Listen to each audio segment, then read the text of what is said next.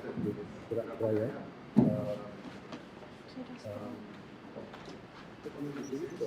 Series in autonomous knowledge. We already have several few titles in that series. Series in autonomous knowledge. We also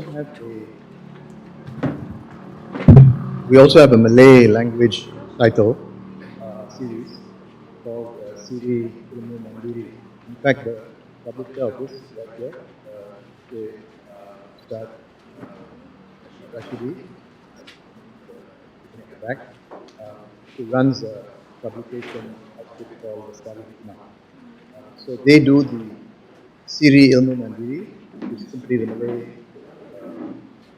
title of series in autonomous knowledge. They do the Malay series, Surat Hidayah does the English series.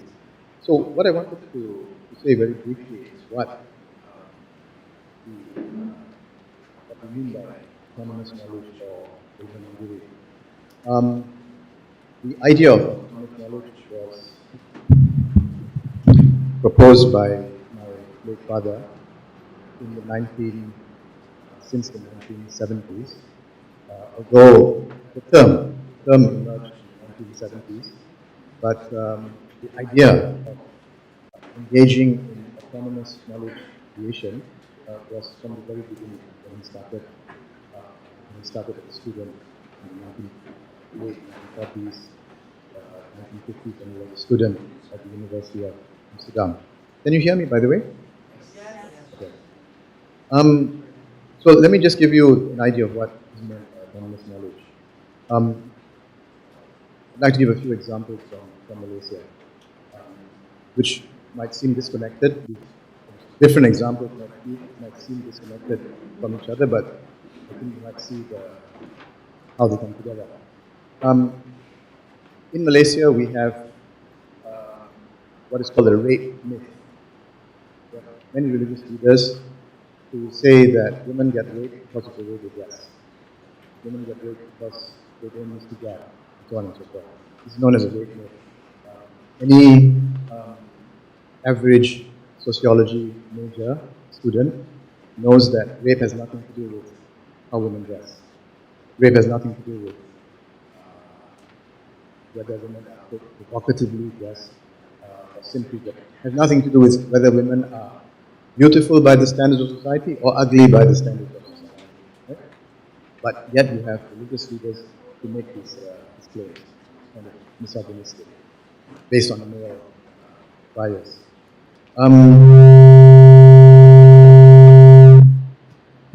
You also have Malays, politicians, other elite who occasionally find this set of media that among Malays in Malaysia should be grateful that we allow you to stay here. They don't ask for too much, they ask for too many rights. So this is the problem of Malay ethno-nationalism. We have Islamophobia. Whenever such statements come out from certain extremist statements or ethno-nationalist statements come out from by Malays, we have a response from non-Malays who would blame this on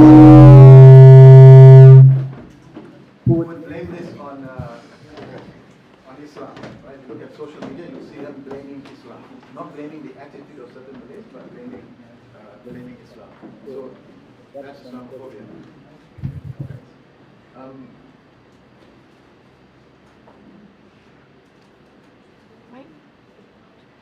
Can you hear me at the back? Yes. All right. Then you have sectarianism. My number. Right? One of the most One of the most vivid expressions of sectarianism is anti-Shiite discourse in Malaysia, where you have trafficking in terrible hate speech, lies.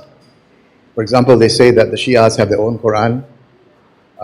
They say that Shiites consider the blood of Sunnis as halal, and so on and so forth, right? And you have university professors who say these things, in addition to the religious elite and even politicians. This was very common during Najib's era when he was Prime Minister. But the sectarianism is still with us. You have academic nihilism, academic activities devoid of moral concerns, publishing for the sake of publishing, for the sake of fulfilling KPIs, getting a promotion, and so on and so forth. And this is what I want to say a little bit more about, is neo-colonialism or Eurocentrism or imperialism, right? And there's a lot to say about that. But let me just say a couple of things. It's one example.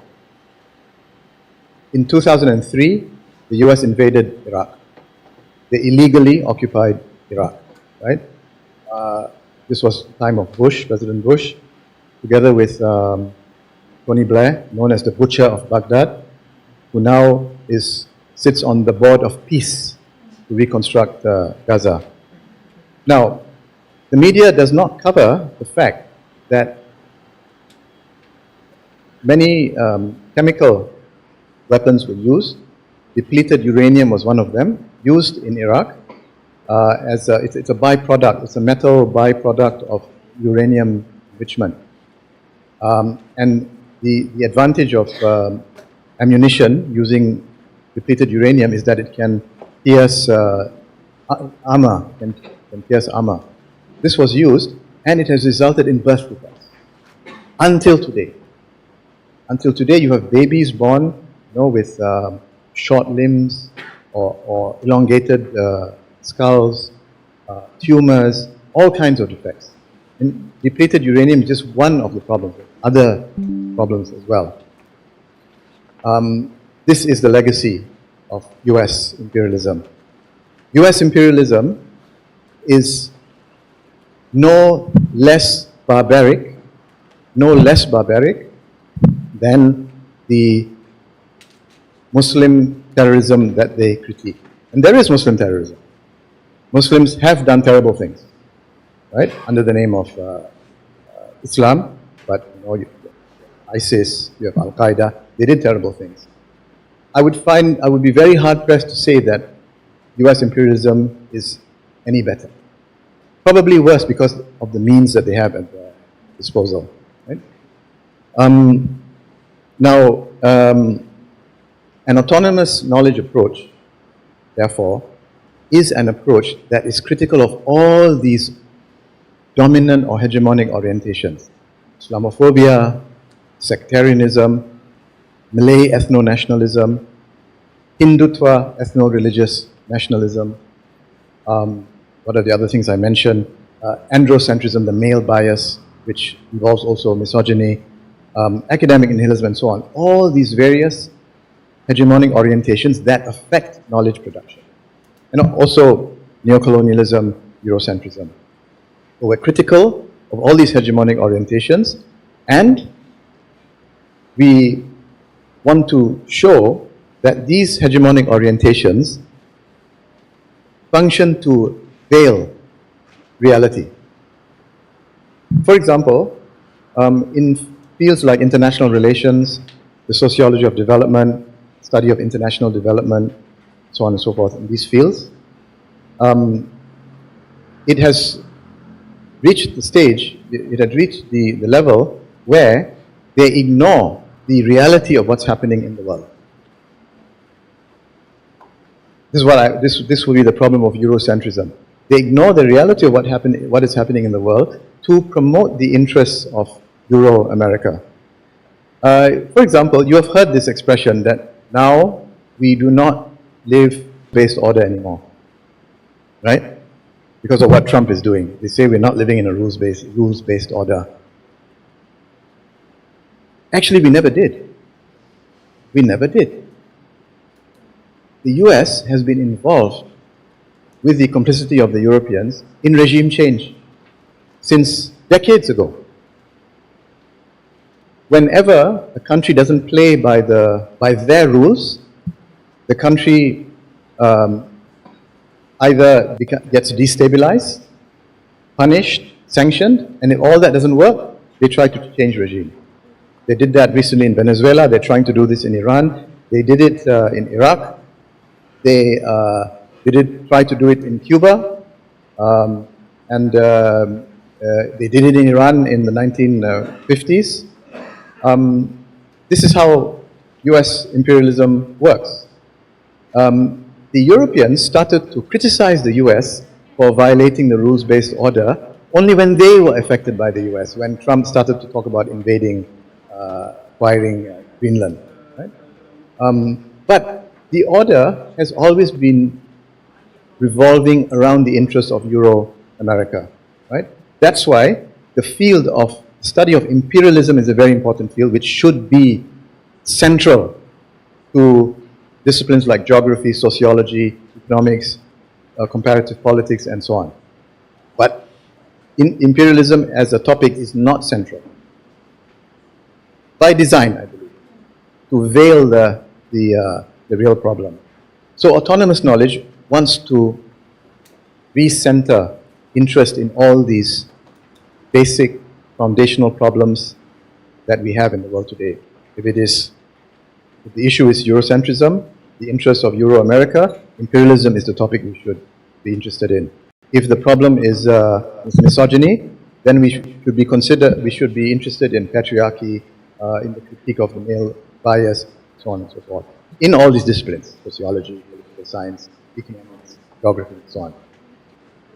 A Christian can be openly Christian in Malaysia, but a fellow Muslim cannot. I mean, that's really disgusting. Right? And I have very, very low regard for politicians and religious leaders who simply don't care about the state of it.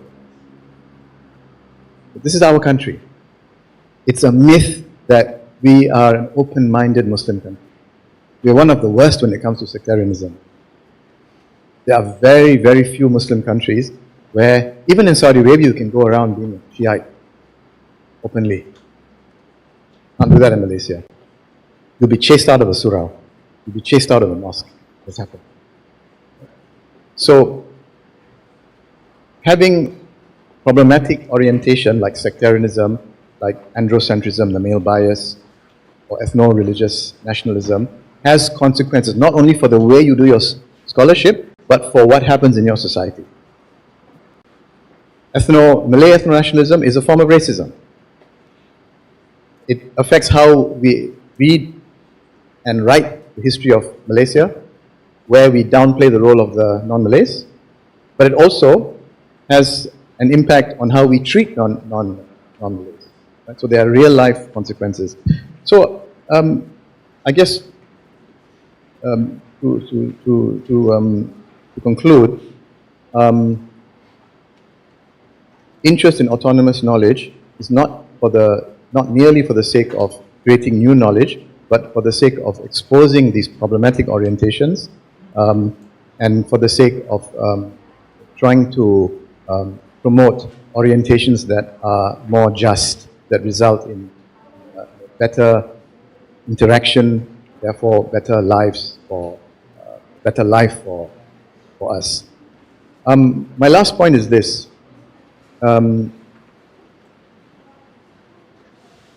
Malaysia has, or let's say the region, when I say the region I mean Southeast Asia or the Malay world, has produced original knowledge, original perspectives.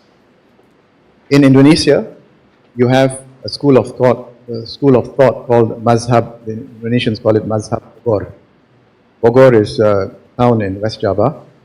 Mazhab Bogor is a school of critical agrarian studies, started by the late Professor Sayogyo, who happened to have been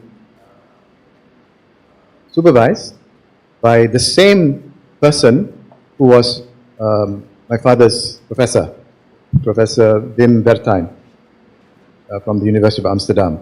So Sayogyo was trained by Bertijn, and he went back in Indonesia at the Bogor Agricultural University, which is now the IPB, Institute Pertanian Bogor.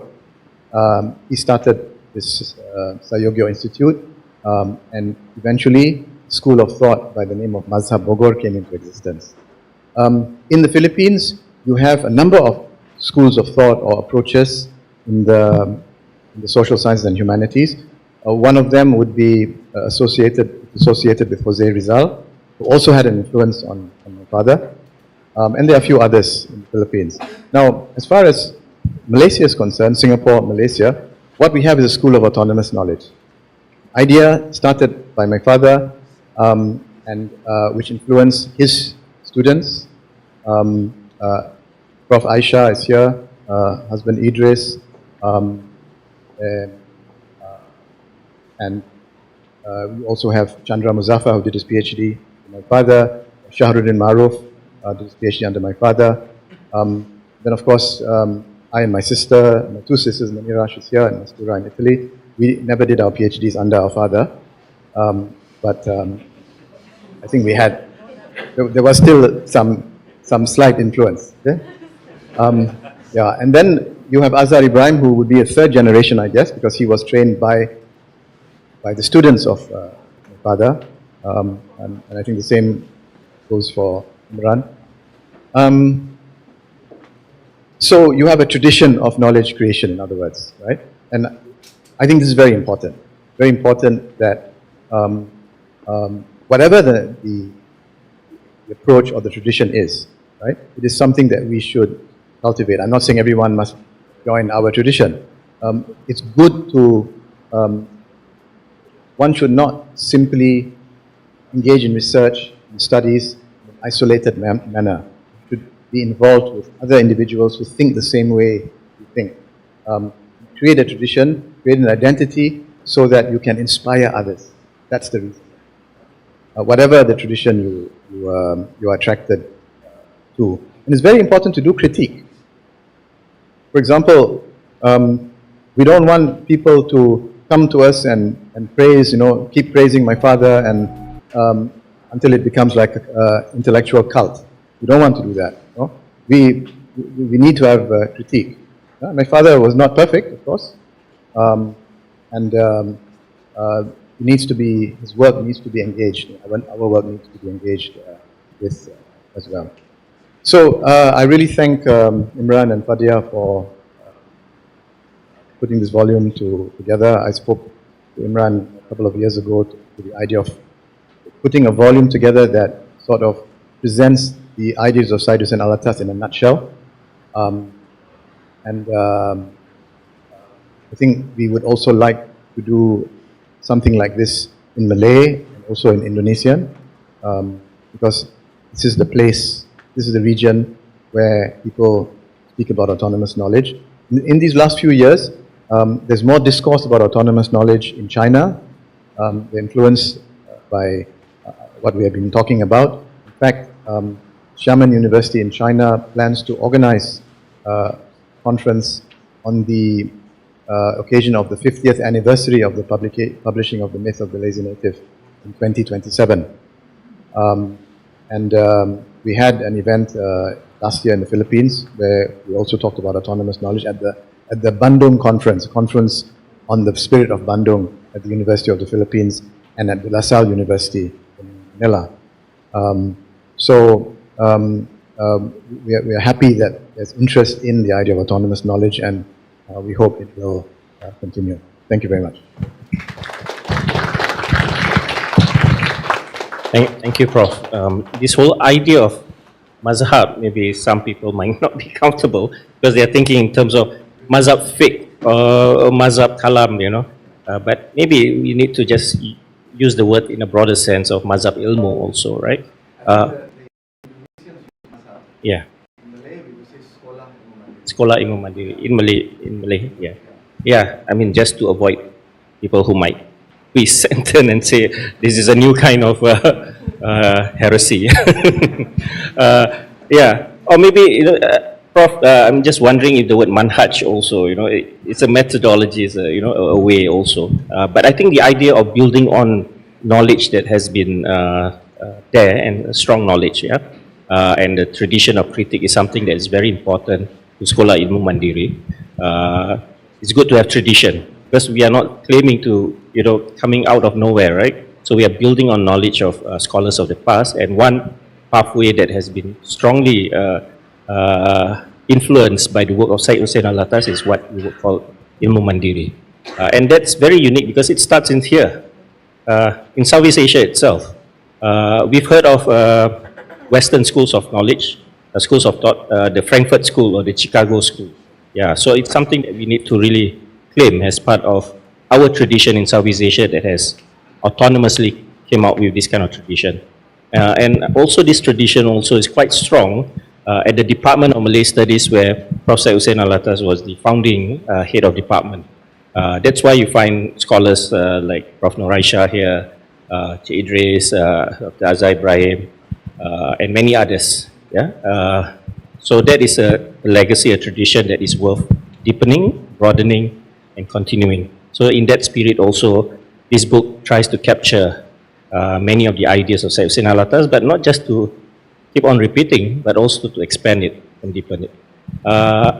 So thank you, Prof, also for that preamble.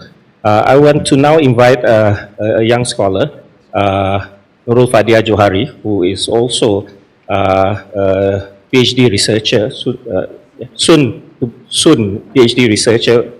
She's going to enter PhD program soon, but she's also been a valuable member of the reading group, part of the discussion group that has always critically examined issues in society.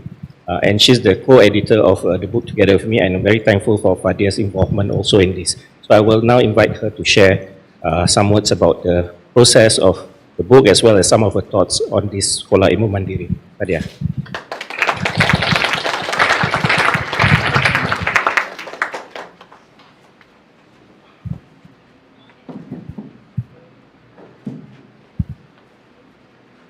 Assalamualaikum, a very good afternoon to everyone. Thank you very much for spending the afternoon here. First off, I would like to say that, thank you very much to Prof. Farid and Imran for this opportunity, for having me on board as a co-editor and to contribute to this anthology as well.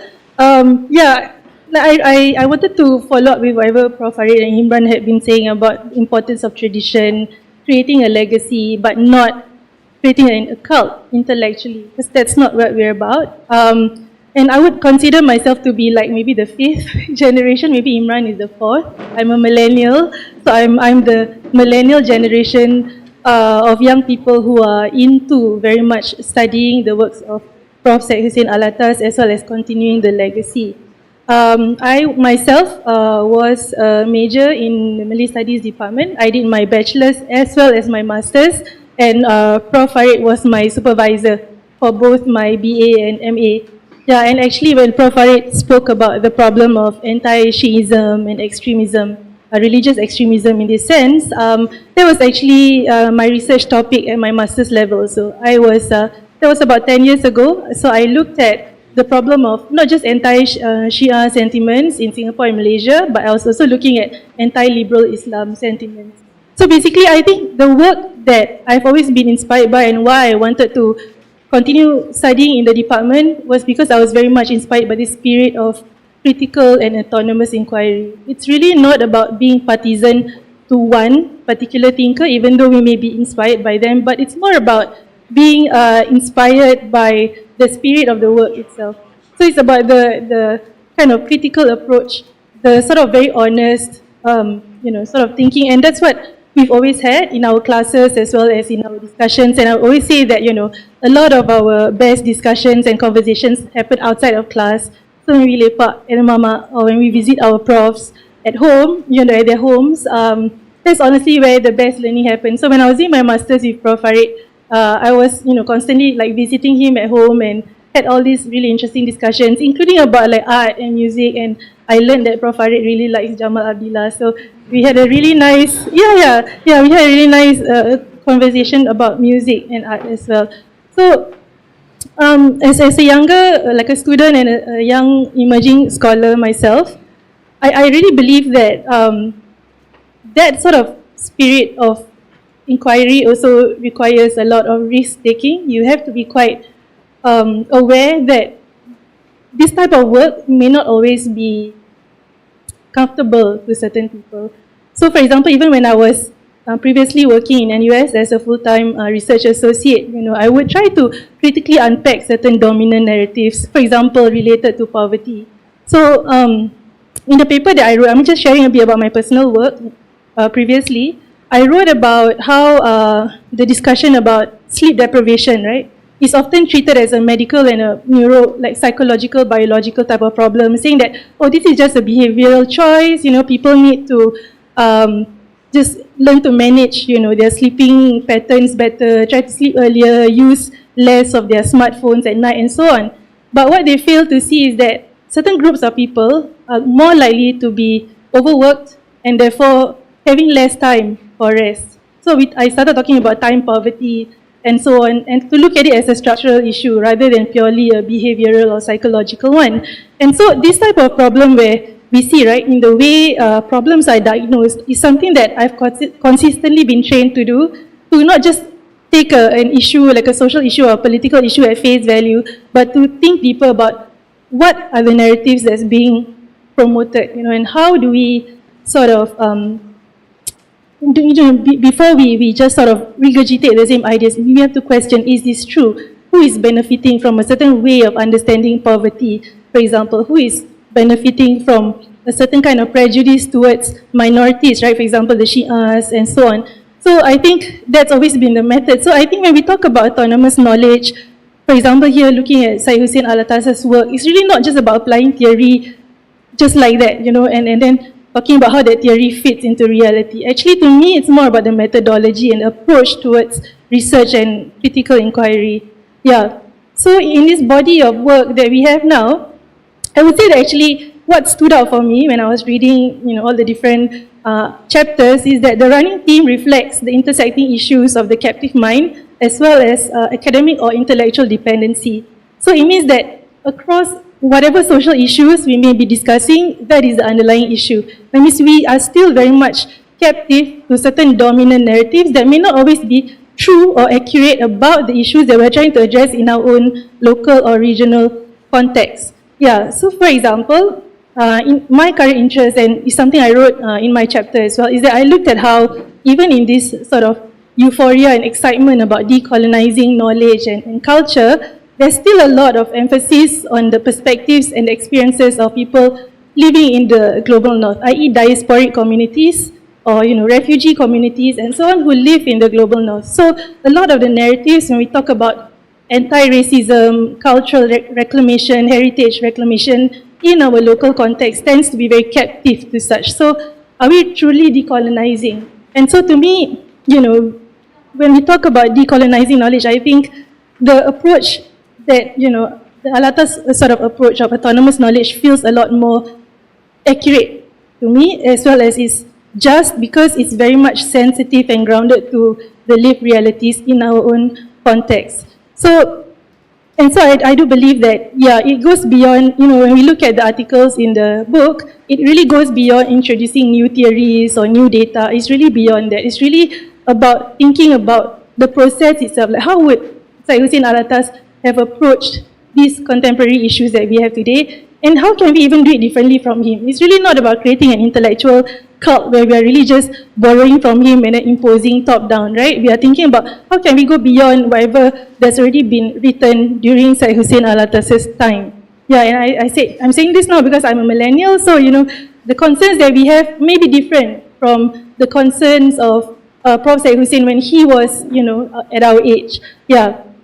So I do believe that, what is important, and I think apart from creating, traditions and legacies, that we do not idolize scholars. We never should idolize scholars. Scholars are not demigods, and so we shouldn't turn them into icons or kings and lords, or neither should we parrot them, but we should walk their path. That means take those risks, deal with the consequences. It's not easy. I struggle to find work sometimes.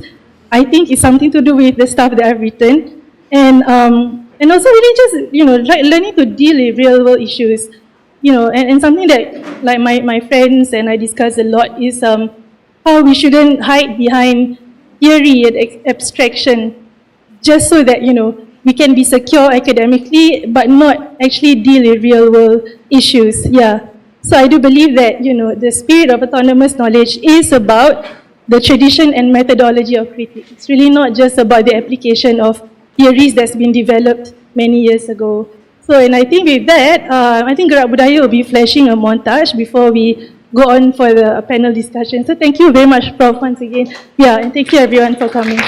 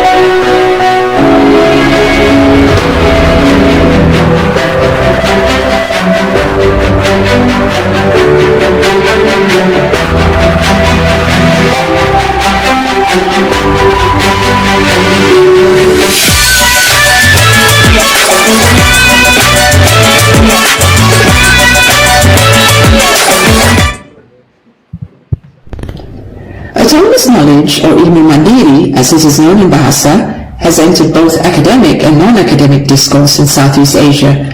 So it is here to say whether you like it or not. Why do we need to know what autonomous knowledge means? So we can recognize what isn't autonomous knowledge. And why do we need autonomous knowledge? Because knowledge that isn't autonomous clouds thinking and debate. People will say, but you're not thinking independently. You're a slave to this or that dogma. You're too influenced by so-and-so or such and such. These ideas are imported or imitative. They're not really useful to us. So recognition of knowledge that isn't autonomous derails you from the real issues. It's like a red herring or a chichat's tail, that wiggling tail that separates from the body of the chicha to distract the predatorial cat. So here is wishing for the production of more autonomous knowledge to focus on the real issues affecting Malaysia, a real body of knowledge to reckon with that can't be derailed from the real issues or swept under the carpet. This is Mastura Alatas in Italy, biographer of Syed Hussein Alatas, theorist of autonomous knowledge.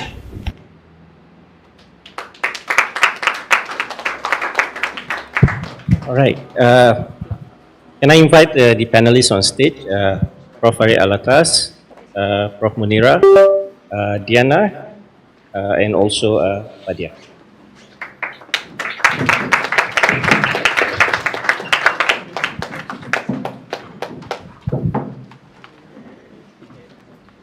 All right. So, as you notice, I think let's keep this casual. We are not really quite feudal in the sense of having a ribbon to cut and things like that. I think we're interested in discourse and ideas. And this book brings about 14 writers with 15 essays. And I assure you, there's enough to offend a lot of people.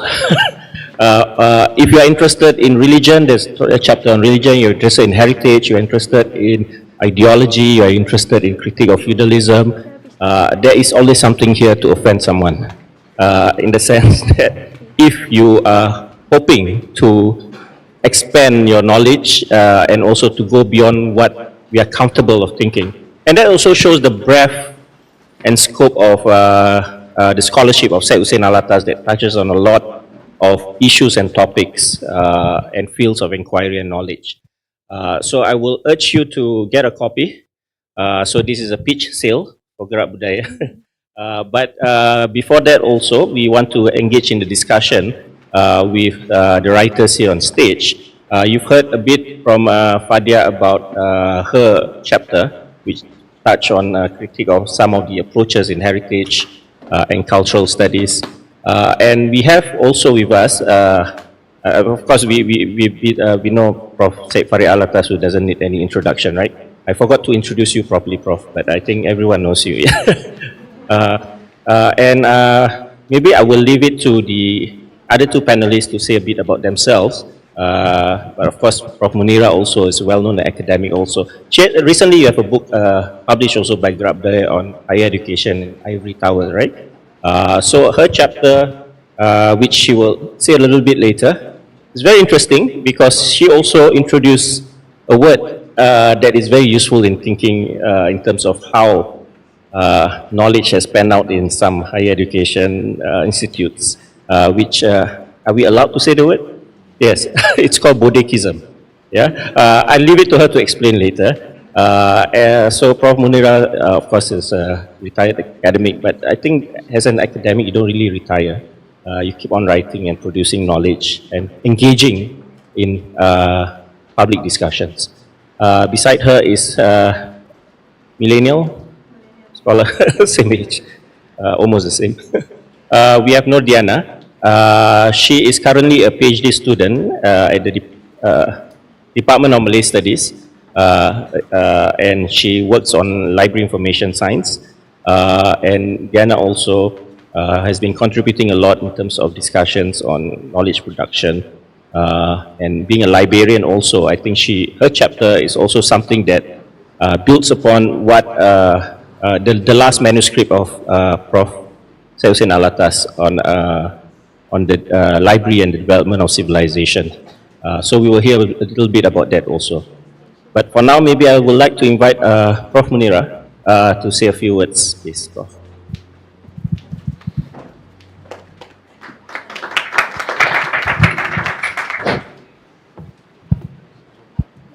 Thank you for the introduction. I do need an introduction because I'm not one of the very famous Alatases. But I aspire to be. Okay, my chapter is on corruption. It's a very hot topic over the last 1 week, I would say. But in my opinion, it's been a hot topic for 70 years, maybe 60 years. But let me explain what inspired me back in 2022, I think, when we were asked to write, right? This is not a criticism of how long it took the book to come out, but it is actually a preamble to why I thought about writing about corruption in higher education. It's because I was deeply embedded in it. I wasn't corrupt, but I was in a public university system.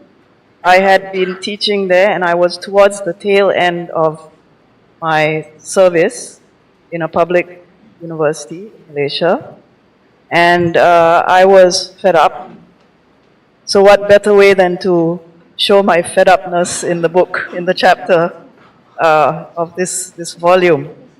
But what inspired me was basically my father's tenure, very short tenure as Vice Chancellor at UM. That was the first reason I decided this is a topic to write about, meaning corruption in higher education, as well as, my 20 years or so experience up front, what goes on, how the Bodekism culture develops, how it is used in departments, among lecturers, among top administrators as well.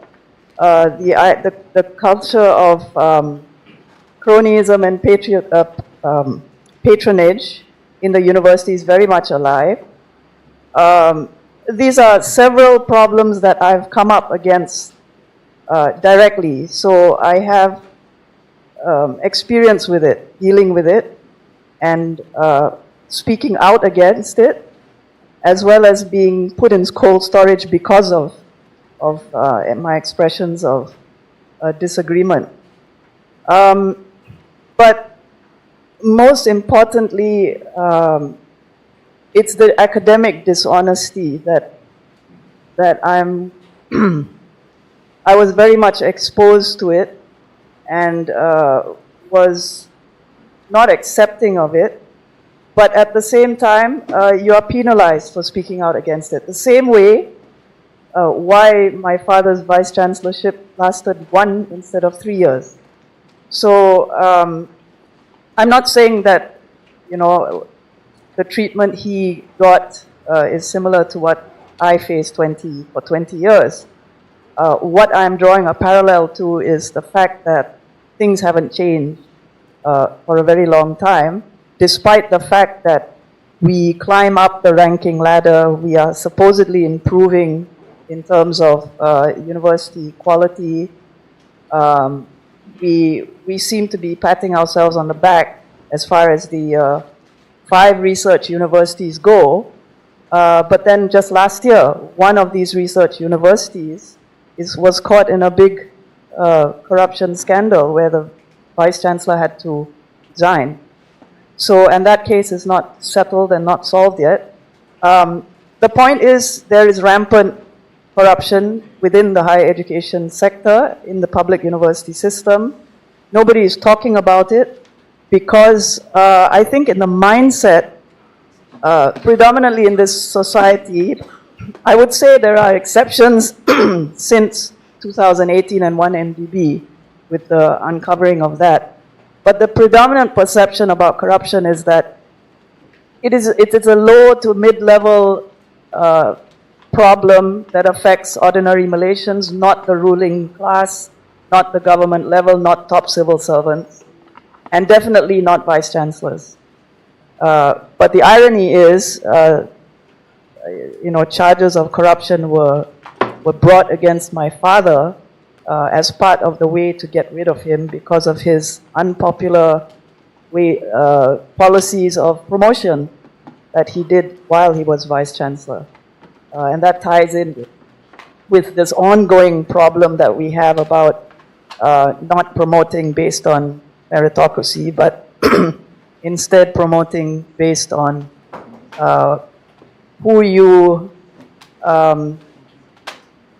based on cronyism and patronage in the system. So I think I will not say much more, but basically, just to end this first part, I'd like to mention that what inspired me and what got me to think more about higher education was actually the 1999 book of my father's Corruption and the Destiny of Asia. And in particular, chapter 2 of that book, which is titled Corruption in Asia, the Human Cost. Because when it comes to higher education, there's definitely a human cost when you play around with education for the sake of your personal financial, your love for corruption, meaning you want to pursue your financial stability more than you care about what you are teaching at the university. Now, there are a few concepts which captured me in that chapter. First of all, this idea of tidal corruption, which he mentioned in this chapter. And I would like to read to you basically where he said it, how he said it. And this is, I quote, "What we are concerned with is what I propose to call tidal corruption. It is a corruption that floods the entire state apparatus, involving those at the center of power. Like the tide, it rises to cover wider areas and immerse the surrounding vegetation." So basically, as we can see what is unfolding over the last week or so here in this country, the vegetation is slowly being immersed. What with, an agency that is paramount in fighting corruption is now the object of query. So I think we are in very dire straits. We are the vegetation who might be sinking and unable to come out of it. But another problem that exists throughout the higher education sector or the public university system, we have this problem of bebalisma, which my father came up with that in 1977. Professor Kangkong, everyone knows what that is. Definitely the problem of the captive mind when we refer to how obsessed we are with the global university ranking system and how that affects our university output. And of course, as you mentioned, Imran, this issue of bodekism, excessive civility, flattery. I mean, it is what has transformed campus culture into a toxic culture that it dances around this issue of bodekism, flattery. Who you flatter, who you don't flatter, and then you are sidelined if you don't follow suit. But there's more to that, so we can discuss that later. I think I will stop here to give the rest of the panelists a chance. Thank you. Thank you, Prof. Maybe just one extended comment and even question. People normally see higher education, Institute of Higher Learning as a beacon to show the light to society on what is the way to progress, there's a reliance on academics and scholars to provide solutions, to show the path, right? But now with the corruption, even with institutes of higher learning, we also find in many societies, including here also, that people are now have a kind of distrust of academics or elites, and therefore it has gone down to populist kind of discourse on the ground because people are simply distrusting things that come out from the academia because it doesn't speak to them, or it's corrupted, or it's laden with interest of the elites. We've seen that in many critiques being written criticizing academic elitism and such.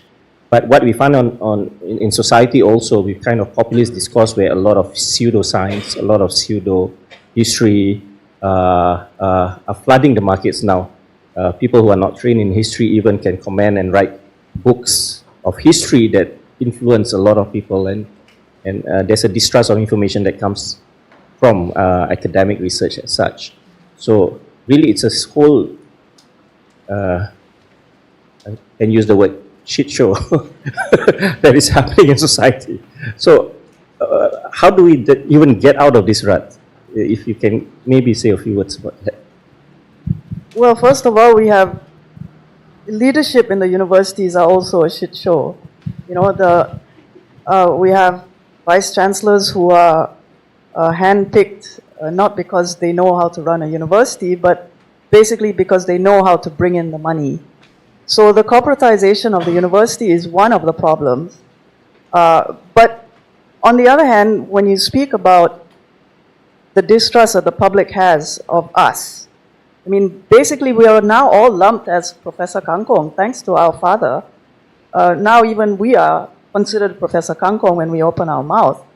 But that's just the perception and the disgust that people have vis-a-vis academics in Malaysia on the whole. The recent Auditor General's report, by the way, actually singled out one public university for churning out lousy research. The intention is actually to say that it's a waste of public funds. The public knows this, has been knowing this for many budget announcements over the last few years. But the recent Auditor General's report has mentioned specifically the worst performance among the 5 research universities in Malaysia. Yeah, UKM is one of them. They have produced lousy research. Out of over 2,000 grants that were given out, less than 1,000 are considered okay or acceptable. Not even good or excellent.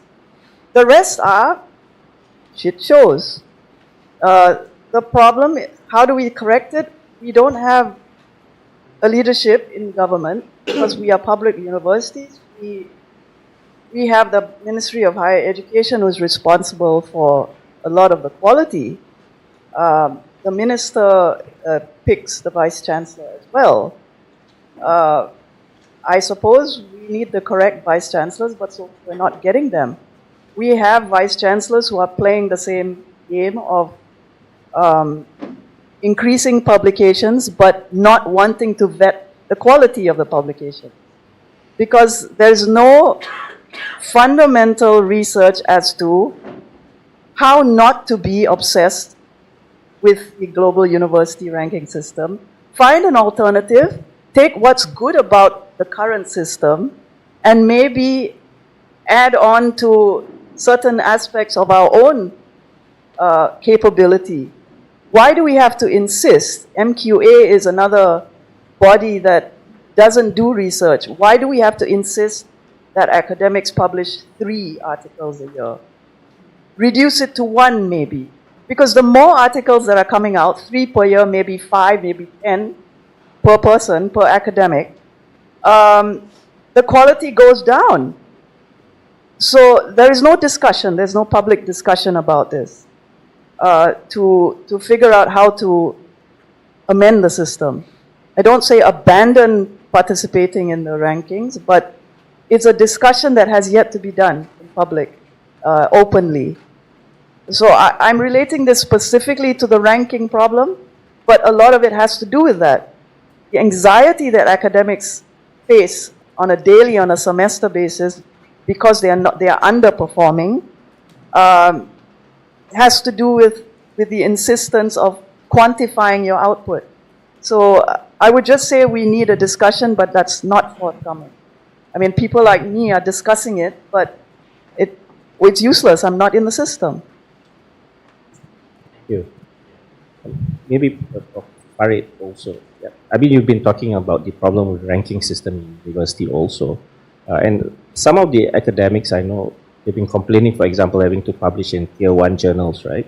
And many of these are based in global north universities, which are concerned with issues that they are interested in.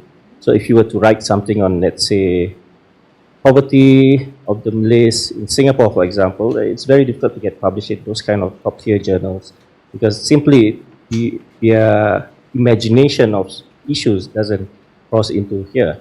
And at the same time, I know, Prof, you have written about academic imperialism where the theorizing is always done in the global north, where extraction of data has always been from the global south.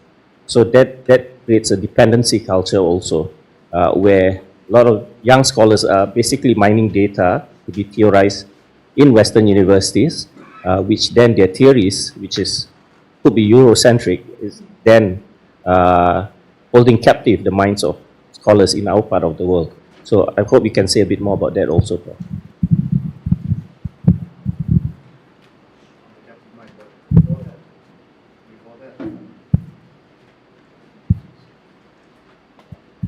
The first part was about that.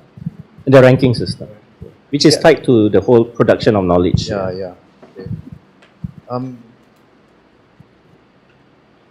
The ranking system, participation in the ranking causes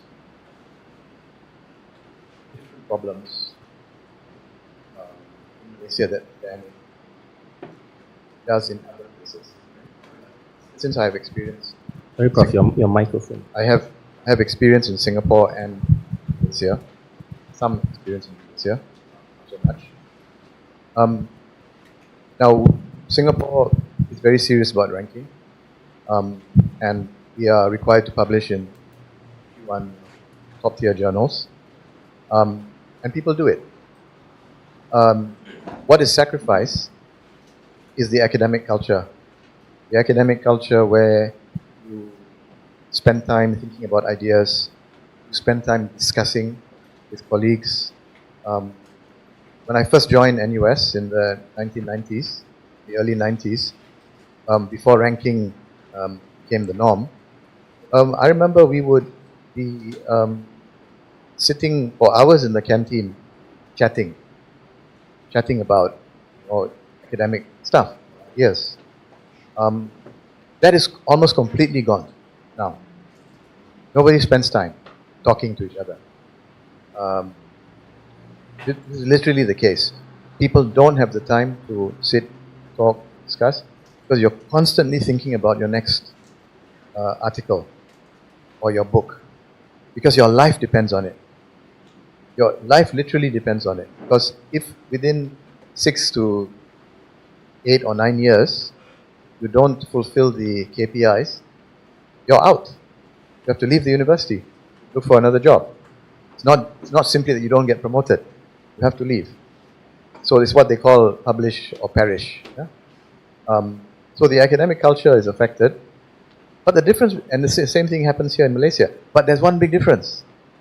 In the top universities around the world, including, let's say, top universities in Hong Kong, China, like Tsinghua University, Beijing University, Seoul National University, Tokyo University, and so on. In all these places, they've all gone the neoliberal way, stressing on ranking, on metrification, on quantification. They've all gone that way. And the academic culture is negatively affected in the way that I mentioned. But they are still publishing with a high standard. The work that is done is not mediocre. There are other problems with the work. But in terms of academic standard, in terms of methodological rigor, in terms of theoretical knowledge and so on, these works are at a high standard. The problem in Malaysia is that you have the destruction of the academic culture, the metrification, the ranking, and the scholarship is mediocre, very mediocre. I think this is what the public doesn't understand. I'm referring to humanities and social sciences. I think it's a bit different in the natural sciences. Even business, medical, I think the standards are much better. But in humanities and social sciences, it is actually pathetic. I don't think people realize it. So-called Q1 journals, if you look at the stuff written, the standard of English is the least of the problems. And I wouldn't blame, people for having poor English. There's nothing wrong with having poor English. It's not your first language. Of course, we have to make the effort to upgrade the English, right? But that's not the problem, because you can be conceptually refined and clever, smart, without speaking a particular language well. Problem is, why does the journal allow such articles to be published before they are properly edited for English, right? But that's the least of the problems. The big problems are, the articles are, I'll be a bit more creative because you used the word shit several times. I would say they're crap. I mean, you know all these, some of these issues that have come up, recent scandals, articles published, which should not be published. And recently, in the same journal, one of the journals that has come under scrutiny is At-Tamadun, published Academy Nama? Najan Islam, University of Malaya. There was, around the same time, a plagiarism case. Plagiarism also is rampant. In this particular case, a student whom I knew, a PhD student, her work was plagiarized. The plagiarism itself is mediocre, not cleverly done. See, for example, if you plagiarize, you must at least do it in a way that is not detectable. But apparently, the article, the plagiarized article, used sources in a language that the plagiarizer does not know. It becomes clear that, you have misrepresented the work. And there are other issues also. Plagiarism is rampant, often not caught. And when caught, the perpetrator is not properly taken to task, not properly sanctioned. The standards of the journals, local journals, which are Q1, Q2, are not at all up to international standard. Claims are made without proper methods, without proper evidence. Spurious connections are made. It's very common. Very common. And the thinking is chaotic. For those of you who are students or you have been a student in the past, one of the things I don't understand in Malaysian universities is the students are taught about how they should have a theoretical framework and a conceptual framework. Which doesn't make sense to me. Never heard that before. What's the difference between a conceptual framework and a theoretical framework? Right? What I- sounds better than the other? No, and then when I read, because I've examined thesis, I've examined local thesis, the student is forced to have a theoretical framework and a conceptual framework, and ends up being the same, right? And then also the student is supposed to have research questions and research objectives. They have to do it because that's the framework, right? So I don't think they understand. There is no difference actually. So they end up the 4 research questions, then the 4 research objectives end up being the same, modifying the phrases, but they're the same. Right? So even at that level, you have this way of thinking. So to make a long story short, right? As Munira was saying, the wrong people are vice chancellors. Therefore, the deans, the heads of department, are not correct people appointed. Public universities, right? So that has to change, but it will not change because I think the Ministry of Education, Higher Education, they feel that they should appoint people who would be friendly to the system, to the party. This is one of the problems. So it's not going to change from the top. The only way things will change, I think there are 2 ways it will change. One is if standards go so low that it will affect international recruitment of students. Once fewer and fewer students start to come from abroad, they will have to rethink the system, they have to improve. Already from some countries, I think we have fewer students coming. I know personally of Nigerian students who tell me that they are telling their compatriots not to come to Malaysia. Not because of standards actually, in this case because of racism. Because Nigerians, Africans are terribly discriminated against in Malaysia. No? Yeah. We are goddamn racist people. No, really. I mean, the way they are talked to on campus, even off campus, there are states which do not rent rooms or apartments to Africans. Africans are not allowed even to enter certain condos to visit. Yeah, yeah. We're not that nice people, you know. All this nonsense that Malaysians are very friendly people. You know, you have these advertisements, Malaysia, truly Asia, visit Malaysia and all that. Yeah, we're not that nice. So that's one way it will change if we receive fewer and fewer students from abroad. The other way is if there's pressure from below. That's why I always I always think, and I wish I could actually do it. There should be a national conference organized and led by students. National conference of students from across Malaysia, including Sabah Sarawak, that discusses all the grievances that students have of the system. This is for the purpose of creating what do you call it? Term for it?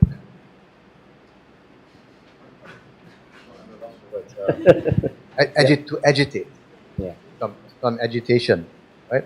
The government really must know that there's widespread dissatisfaction, and I think the lecturers, the lecturers past their time. They're too conservative. They don't want to upset their position on campus, so they're not going to do it. So I think if change will come about, it has to come about from below. Munira, you want to say? Yeah, just to pick up on the national conference, I've suggested that many times, but I've also suggested that the lecturers get involved too, because we cannot separate the problems that the students face on campus and the lecturers themselves. There are a growing number of young lecturers who are very disillusioned. They keep complaining, but they don't do it publicly. One just came to see me last week, and he's saying, what can we do?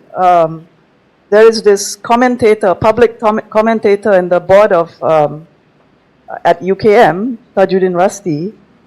He seems to do nothing. So the person who came to see me was from UKM. So I said, don't look to the board. The board's not going to do anything. Look among your peers. Connect with the students as well. Why can't you together, band together, organize a conference? Because we're not going to Sogo to demonstrate. You're organizing a conference to discuss mutual problems both of you have as groups. So I think this is possible, but there is very little traction among the lecturers, not because many of them are scared. I think they don't have the guidance. It's people like us who need to keep saying it publicly, and then they will begin to do it. I'm not sure when it might happen, but I think the conference is a good idea, but it need not just be students only. It has to be combined because the problems are joint. Yep. Also, at the same time, I think for the general public also, for their knowledge to be uplifted, so that general public also can tell what's a bullshit that comes out, rather than sometimes with the more esoteric the language is, that and you don't understand because it's very dense, they think that is the most true, right? And then also if you don't understand, it's because you are not at that level. So that's how some of these Professor Kangkung gets away with a lot of things. But if you look at the work of Professor Syed Hussein Alatas, he writes with clarity, deep insights, strong scholarship, and yet written with a lot of clarity. I think that is that kind of scholarship that we want. And for the general public also to be able to connect through those kind of works. That's why sites like Gerak Budaya is an alternative site that actually produces a lot of this knowledge that can connect with the ground and also uplift the standard of the public, that they can then tell what is nonsense and not. Yeah. So now that also requires good materials to be out in public, and the libraries play a very important role in that.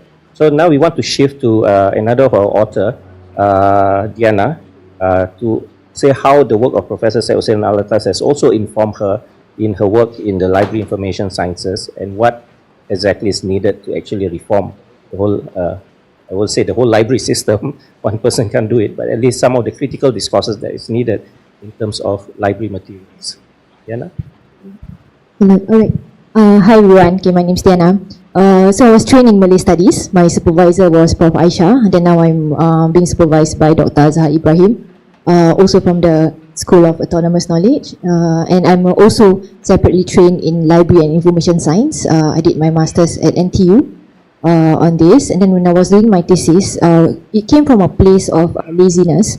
I wanted to just use things that I was already familiar with, that I was trained in. And I thought, actually the Library and Information Science could use the concepts and frameworks from the late Professor Syed Hussein Alatas. Like other disciplines, the Library Information Science, do you know that the Library Information Science is a discipline on its own? I didn't know.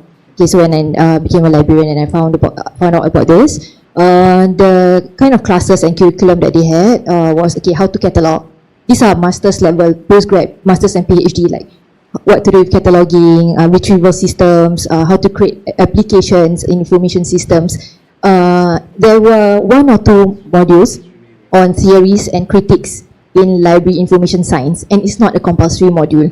In other disciplines, the first entry point would usually be theories, critiques, introductions to works of scholars within the field, right? But it's not compulsory for library and information science. So I thought this was really sad. As a library professional, or students or information scientists, those who are interested in information science, they should be privy to all this information, to they can do their work in a more critical way. Just like Imran said, the library, and also Prof. Syed Hussein Alatas. So I was inspired by this book, Libraries and the Development of Civilization. This is a new edition from Gerak Budaya. So Gerak Budaya, I'm plugging a book again for you. I've not been paid, right? But this is a good work of his. You should read it. So basically, I think the idea is that the library is a neutral space, is a space for the dissemination of knowledge, but great thinkers use, like Professor Syed Hussein Alatas, use the library to work on his thoughts and concepts, and then talk critically about issues. And libraries will be places where archives and materials are consulted, right? So it's not just a place for the dissemination of knowledge, but also for the creation of new ones. It's not just about retrieving books there, and how materials are being curated, how professionals within the library and information science ecosystem curate like information literacy, digital literacy, and all these. They are inspired or trained in a certain way. So in the library and information science, the prevailing idea is that the library is neutral and it's not ideological. It's a neutral space. You can get all types of knowledges there, right? But is the library and the library information science as a field really neutral? It's actually not. Unfortunately, it's a site of the captive mind. The things that are being taught and the structures that are being used, the systems, are still remnants of the colonial past. Archives and libraries were propagated by the colonial administrators, and until today we just use the systems. And the subject headings, for example, we have to refer to the Library of Congress subject headings, which is based in the US. And there's a certain way to create the metadata, and these are the things that people use to access. Okay, you know, when you go to the library website and just Google like that, okay, it's a lot of things at the back end that you have to be privy to. So the subject, librarians, professionals, information scientists have to be trained in this. So for example, okay, this is a bit extreme because it's not really a Southeast Asian experience. So in the West, in America especially, it's only in the 2000s, a few years back, they changed, they used to term immigrants as non-illegal aliens, right? So these are the types of subject headings that we have. So it's the Indians of North America, but now they've changed it. So it's an ongoing process, right? But that's because of the movements and the lobbying of those the activists in Northern America. But in this part of the world, either people are not aware of the issues in the systems. Like for example, they will just categorize everything as Malays. But there are different types of Malays, and then there are different types of like sukus who don't identify themselves as Malays. But when you want to search, you have to go under the Malay section, for example, right? So these things have to be re-looked at, and they don't include. So the United Nations has this arm called Information Systems and Science. It's called UNISYST. There's a model of knowledge production. So they talk about how knowledge is being disseminated from publishers to libraries and then to researchers. But they don't talk about knowledge that is being produced outside the fold of the dominant groups. So like oral histories, or let's say you know, your kitab kuning from the pesantren and all that, are not deemed as authoritative sources, for example. They're not included in that. So my thesis was actually to relook at the systems and then include all the other non-hegemonic, non-dominant materials and narratives. It should be parked within the systems. Yeah. So I think if you want to support autonomous knowledge, also the systems have to be changed, the structures itself. So instead of just we shouldn't stop at just talking about critique and the theories. We should also operationalize autonomous knowledge. And in my own way, I feel this is what I can do to help you know, get autonomous knowledge in. Okay, thank you, Diana. So I'm just going to continue the conversation by asking you more questions. I do very much agree that critical thinking shouldn't end with critiquing theories or critiquing data. Actually, what's very important is critiquing methods and processes, practice. So as a researcher myself, I'm also very process-driven rather than purely output or data-driven. So I was wondering also, like, when we talk about critical literacy and curation, so that process at the start, right, the archival, the selection, must be critical from the start. So as a researcher yourself, you are a librarian and a researcher. So as a researcher yourself, how do you apply that in your work of archiving and creating knowledge in such a way that you bring to light sometimes materials that's already in the library but people are not paying attention to, because people are very much driven by certain, you know, dominant narratives. They don't see that, oh, actually the library is also offering other perspectives. And then how does this also, because I understand that you also you teach classes and to students about critical literacy. So how does this also facilitate critical literacy beyond just echoing certain narratives that are seen as critical but not necessarily relevant to our context? Yeah, so in this field, they unfortunately conveniently use the framework of diversity to say, you know, we are being inclusive, right? Or these are all the colonial materials that we inherited from the past. And then to counter this, okay, let's include local materials. And then it stops there, right? But diversity shouldn't be the answer to the colonial mindset. These materials has to be interrogated. You should have programs apart from information literacy. So in library and information science, information literacy is you know, how to access materials and things like that. But we have to go beyond.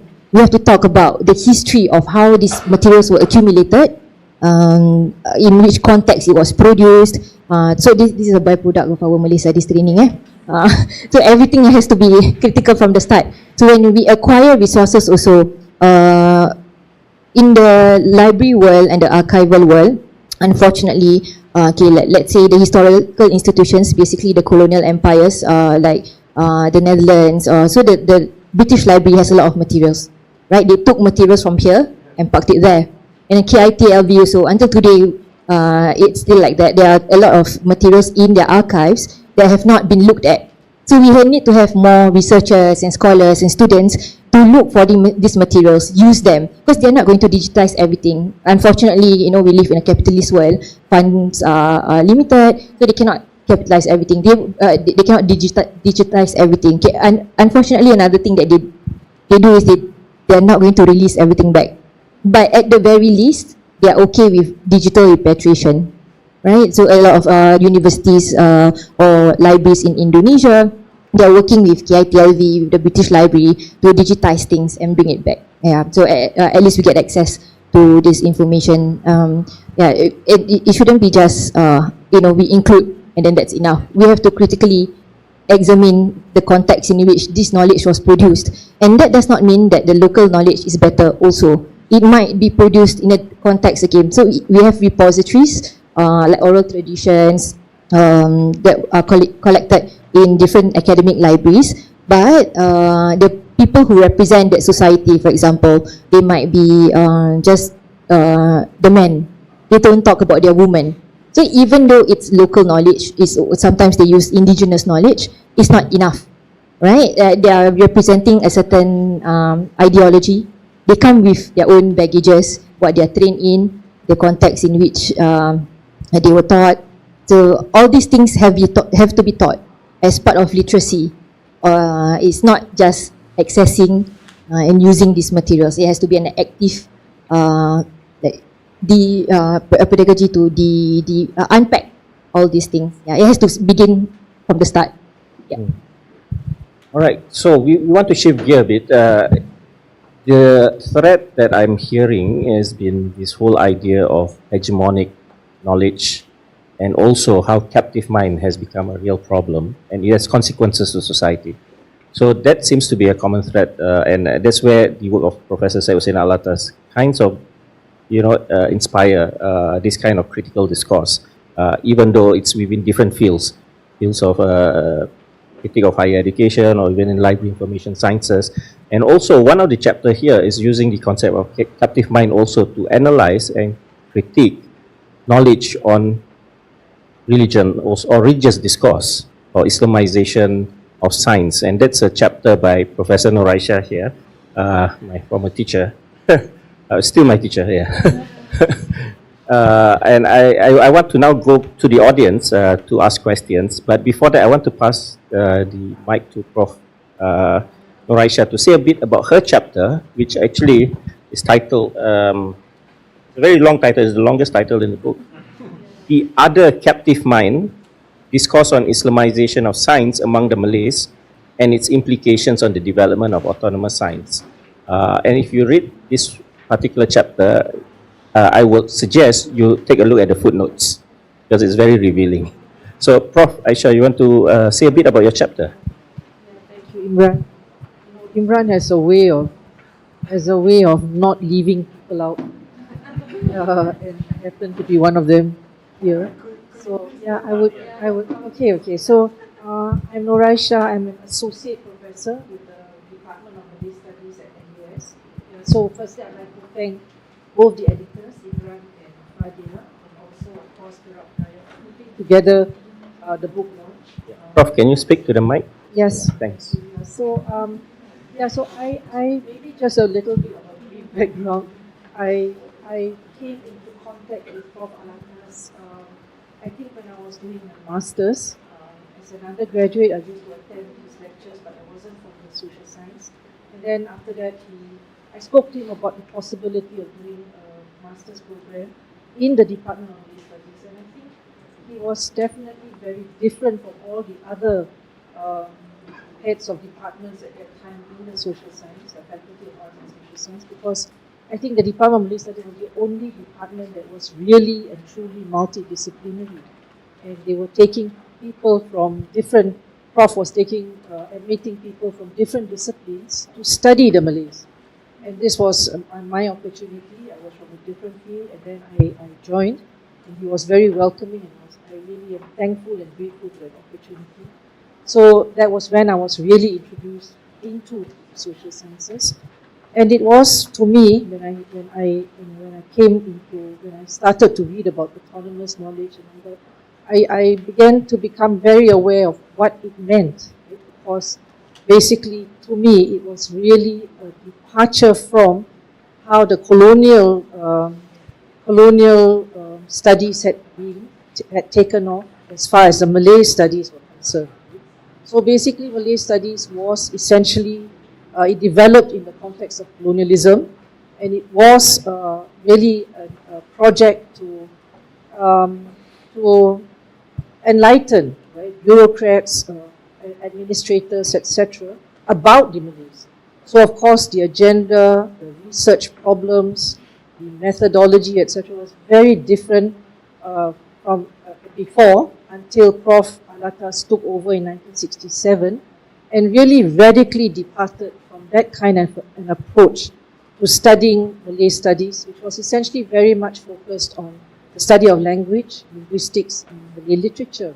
Even the study of Malay literature was very a-social science, I would say. So the Department of Malay Studies radically took off in a different way, which was very much infused with the social sciences. And every single problem of study, including, of course, spearheaded by the writings of Prof. Alatas, reflected and was completely and very much integrated with the social sciences to analyze problems of relevance to the community, the Malays in the region, but of course Asian societies in general, in the midst of transformation and adaptation to the problems and demands of change and the modern world. So all the problems of concern are very different. Even the problems of corruption, the problems of intellectuals, the problem of the captive mind itself, the problem of religious thinking and orientations, all these things were not something which had been spoken about or written about by others, as well as by even people within the social sciences at that time. So these were all very autonomous in that sense. An autonomous social science, as Prof was talking about, he confined it to social sciences. He was more concerned about how you have to integrate social scientific thinking from the Western tradition in a very critical way to analyze problems of relevance of the people, which is to identify and select problems of relevance to them. And in the course of it, of course, using appropriate concepts and methodologies and developing new ones that would be very relevant to people, to understanding and sharing insights into people.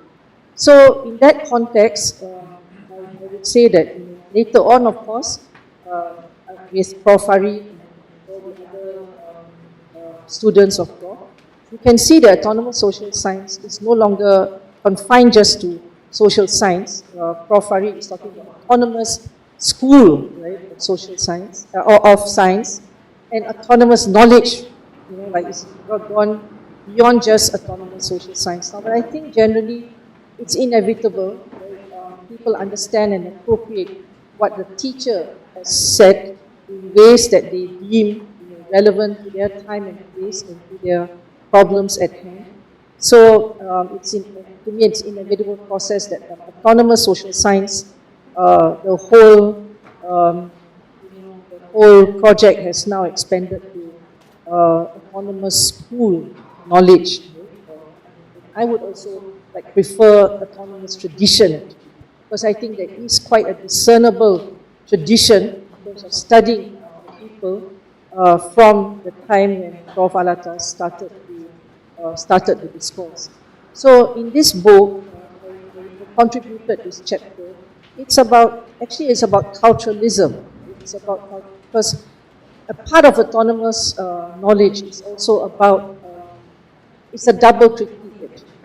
Prof. Alatas was not just talking about subservience and captivity of Western intellectual tradition, but also subservience and captivity against our Asian tradition, people who are just servile to certain paradigms from both traditions in a very uncritical way, which has, of course, adverse ramifications on the well-being and condition of the society.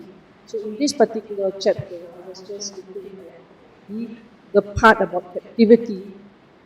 That's not just captivity of certain selective views from the West about science. There are people in the West who are opposed to science, including certain creationists, etc., who oppose evolution and things like that. But also I was trying to look at how we are captive of certain other kinds of thinking from our own traditions, which have resulted in younger generation being swept by the whole idea that knowledge has to be Islamized, and that any other knowledge that comes from everywhere else, especially the West, is to be deemed with suspicion. And this is, I think, a very dangerous paradigm in a society that's really not at the top of knowledge production in science. And I feel that this is influencing our young people in ways that are very adverse to their welfare and to the overall condition and progress of the society. Because these are peddled by people in higher positions in higher institutions of learning, and in the form of not just curriculum, but also publications, conferences, etc., at great cost to the state and people, of course. It has led, I think, to greater and greater problems in terms of our attitude towards science in general. I think this is a risk we cannot afford. Thank you, Prof. Thank you. Sorry, just before we go to the Q&A, I just want to invite one person, because I just want to make sure that our Indonesian counterparts are not left out. We have a friend here, a very young scholar, Ibn Rushd. Yes, his name is Ibn Rushd. Ever Rushd. And his thesis was actually on Ibn Rushd also. Anyway, he's a young scholar from Indonesia. He came all the way from Jakarta to attend this launch. So I want to invite him to say a few words, because he has also been reading Syed Hussein Alatas' work and been inspired by it. So maybe you can share a bit about your journey of being inspired by Syed Hussein Alatas. Bisa bahasa Indonesia juga kalau kamu lebih senang ya. Bismillah, alhamdulillah. Assalamualaikum warahmatullahi wabarakatuh. Nama saya Ibn Rushd dan saya dari Jakarta, Indonesia. Saya beruntung karena 10 tahun lalu ketika saya kuliah S1 di Jakarta, saya berharap untuk menjadi seorang ahli agama. Dan kemudian saya mendapatkan referensi dari teman-teman saya di kampus untuk mempelajari seorang Alatas. Kemudian darinya saya belajar bahwa ternyata yang paling penting bagi seorang muslim itu adalah being a muslim. As long as you are a muslim, you are better than others, you are superior than others. Because what important of being a muslim is the identity of Islam. And then I don't like it so much, the idea of, the superiority of being a Muslim or being, in the particular identity of religion. So, alhamdulillah, thankfully, another friends menunjukkan kepada saya satu referensi yang lain, still in Jakarta, and then dia menunjukkan kepada saya satu perpustakaan kecil di Jakarta, di mana di perpustakaan kecil itu saya menemukan satu jurnal yang berjudul Tafkir. Di jurnal itulah saya pertama kali membaca sebuah nama yang sangat indah terdengar dan terbaca, bernama Muhammad Imran Muhammad Taib.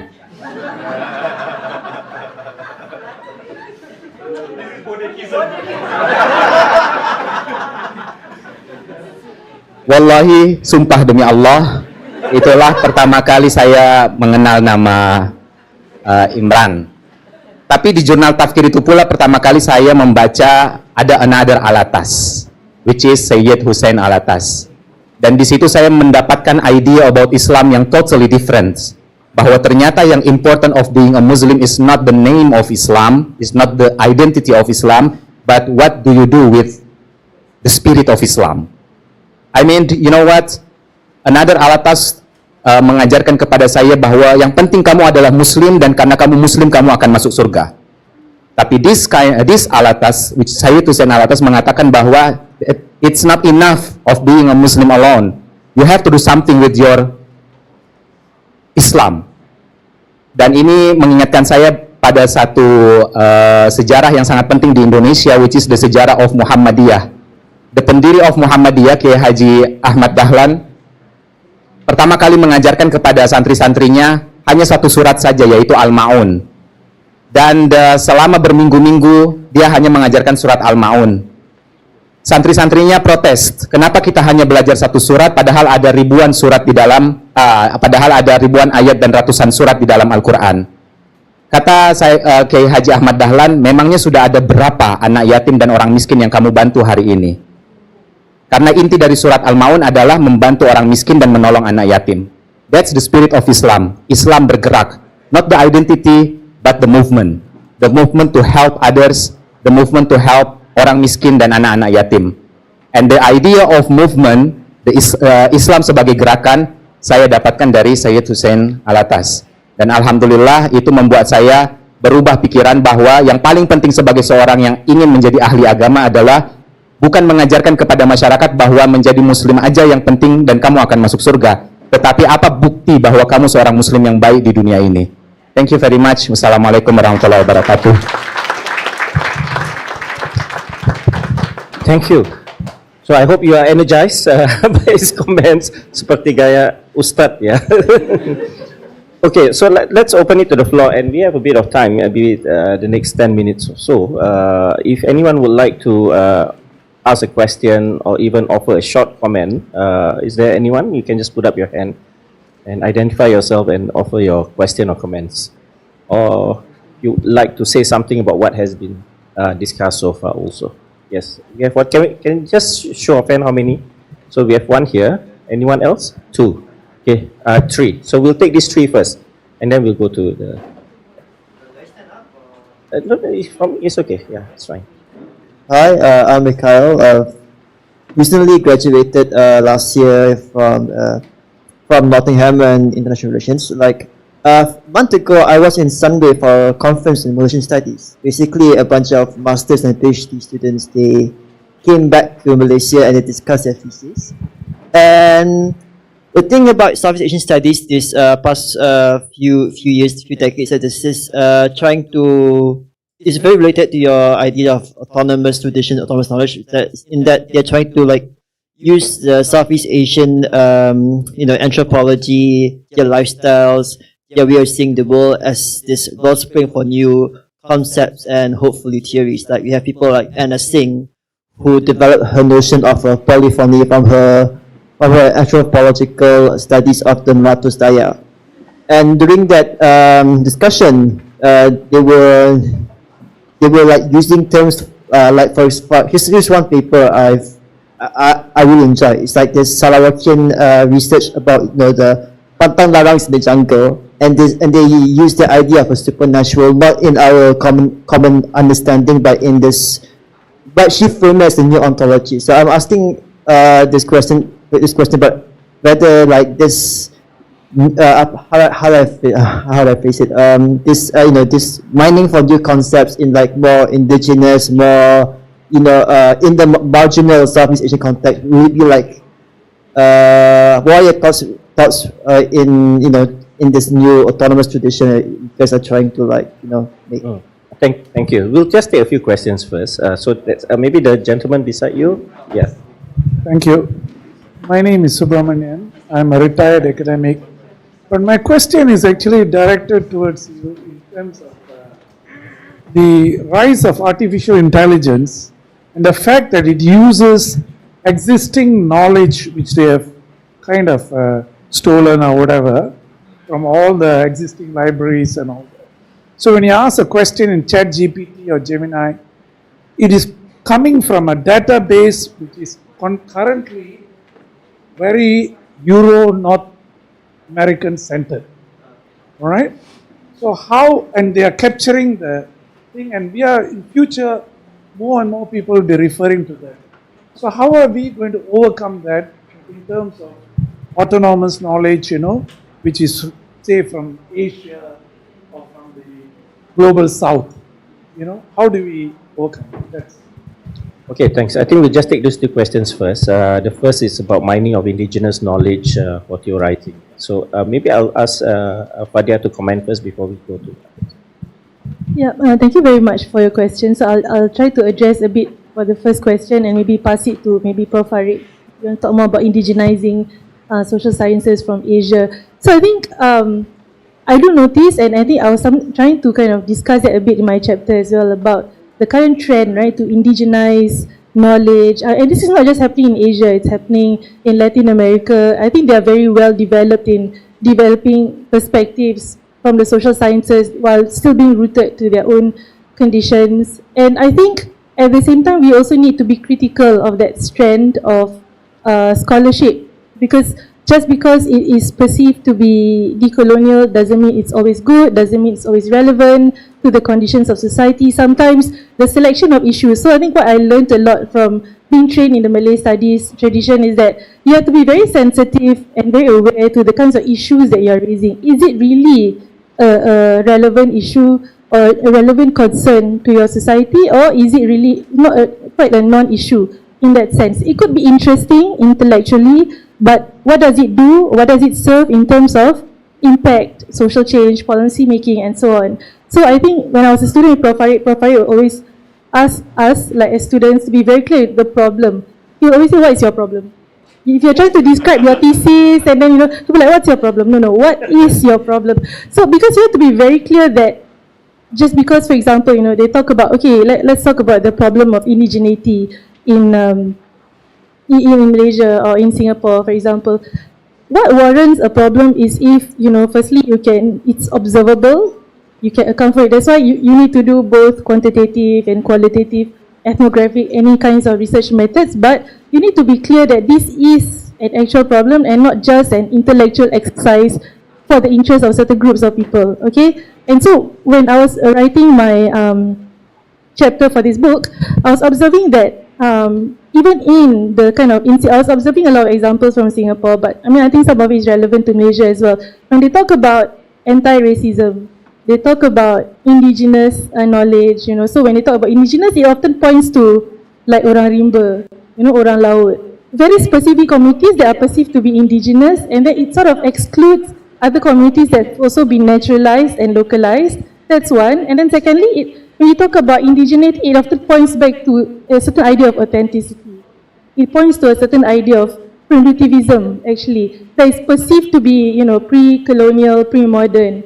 So, but the question is, what do you do with the information even, right? And how do we then design our research questions so that we are still addressing, for example, if you look at the displacement or dispossession of certain communities, right? Who are, they would call them quote-unquote indigenous, but again, is the problem about them being indigenous or not, or is the problem about them being displaced? And who else is also being displaced, regardless of the indigeneity, right? If we talk about, stateless communities, Bajau Laut and so on, are we debating about their indigeneity or their right to exist in a particular state? And then therefore accessing all these services and so on. So I think that is the bigger question, rather than simply just indigenizing, therefore we pick up words from that particular language. Or, for example, I've seen studies about, North Malaysia about how, Main Puteri, right, is a kind of healing communal practice that's done in the north, right, in Malaysia. And they talk about, how this is a kind of decolonial type of healing method. The question is, so what if you think it's decolonial? Like, what does it serve when you do that type of scholarship? That is the question. And I think maybe Prof. Farid is also a good person to talk about this current trend of indigenization of knowledge, which I personally think can be quite problematic. Thank you. So the question you raised was mining, concepts, ideas. Okay. So essentially, when we engage in research, at different levels of research, we have to be thinking independently or autonomously. Before you come to the stage of thinking about theories and concepts, even the selection of the topic should be based on, should arrive at that selection based on independent thinking. Now, if you're not independent, the situation will be like this. Let's say you are a sociology student. You study sociology. The textbooks we use in Singapore, and I think it's here everywhere in the world, are either American or British textbooks. Now, you are introduced to the sociology, to the different fields within sociology. Sociology of religion, sociology of family, sociology of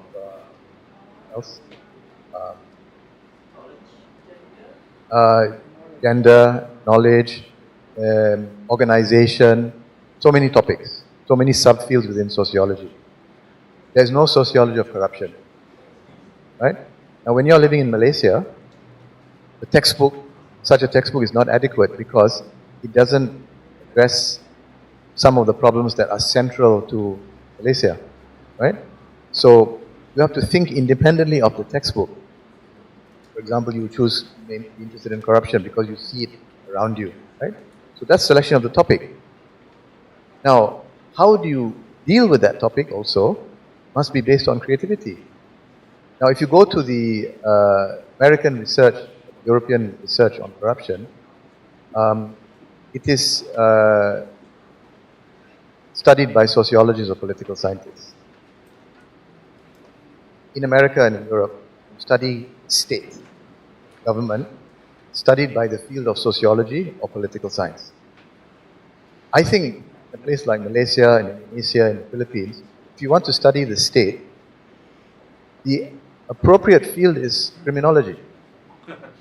You should think creatively. Because the concepts we need to study our government are mainly from criminology. Right? So here, it's a way of thinking, as they say, out of the box. Okay. Then when it comes to concepts, theories, again, we have to look at our intellectual tradition, whether it is Islamic, Malay, or Chinese, or whatever, it doesn't matter. So many other intellectual traditions other than the Western tradition. Western tradition is important for us to use. But why restrict yourself to Western tradition? That's the point. When you look at other traditions, whether it's the ancient traditions or it is the everyday discourse that you find in other societies, you'll be open to new ideas and new concepts. An example which I find very interesting, there is a yet undeveloped field, very promising, stupidity studies. And it's something serious. In fact, my father's professor, Wim Wertheim, he wrote a long unpublished essay which I discovered his archives in Amsterdam, The Sociology of Ignorance. Now, study of stupidity comes under the study of ignorance. Now, my father was very interested in stupidity. There's a chapter in Intellectuals in Developing Societies called The Revolution of the Fool, right? By which he meant orang bebal, right? He also talked about another related concept relating to stupidity, which is jadongan. which is a singkatan daripada jahat bodoh sombong. Right? It's a portmanteau of jahat bodoh sombong, evil, stupid, and arrogant. Yeah. And then Ali Shariati, the Iranian revolutionary thinker, came up with this concept of istihmar, which comes from the Arabic word, Persian word, but derived from Arabic, himar, donkey. So istihmar is a state of being donkeyfied. Right? So Shariati was talking about how the religious elite donkeyfy the masses, so that the masses come round to a way of thinking that's in line with the interests of the religious elite. So donkeyfication is part of the workings of ideology for Shariati. So Shariati is talking about religious elite who are not donkeys, but who donkeyfy the masses. My father in Babalisma is talking about something else. He's talking about the stupidity of the elite themselves. Right? So you have different ways of studying stupidity in society. Now, because we have the distinction of, well, all societies have stupid people, right?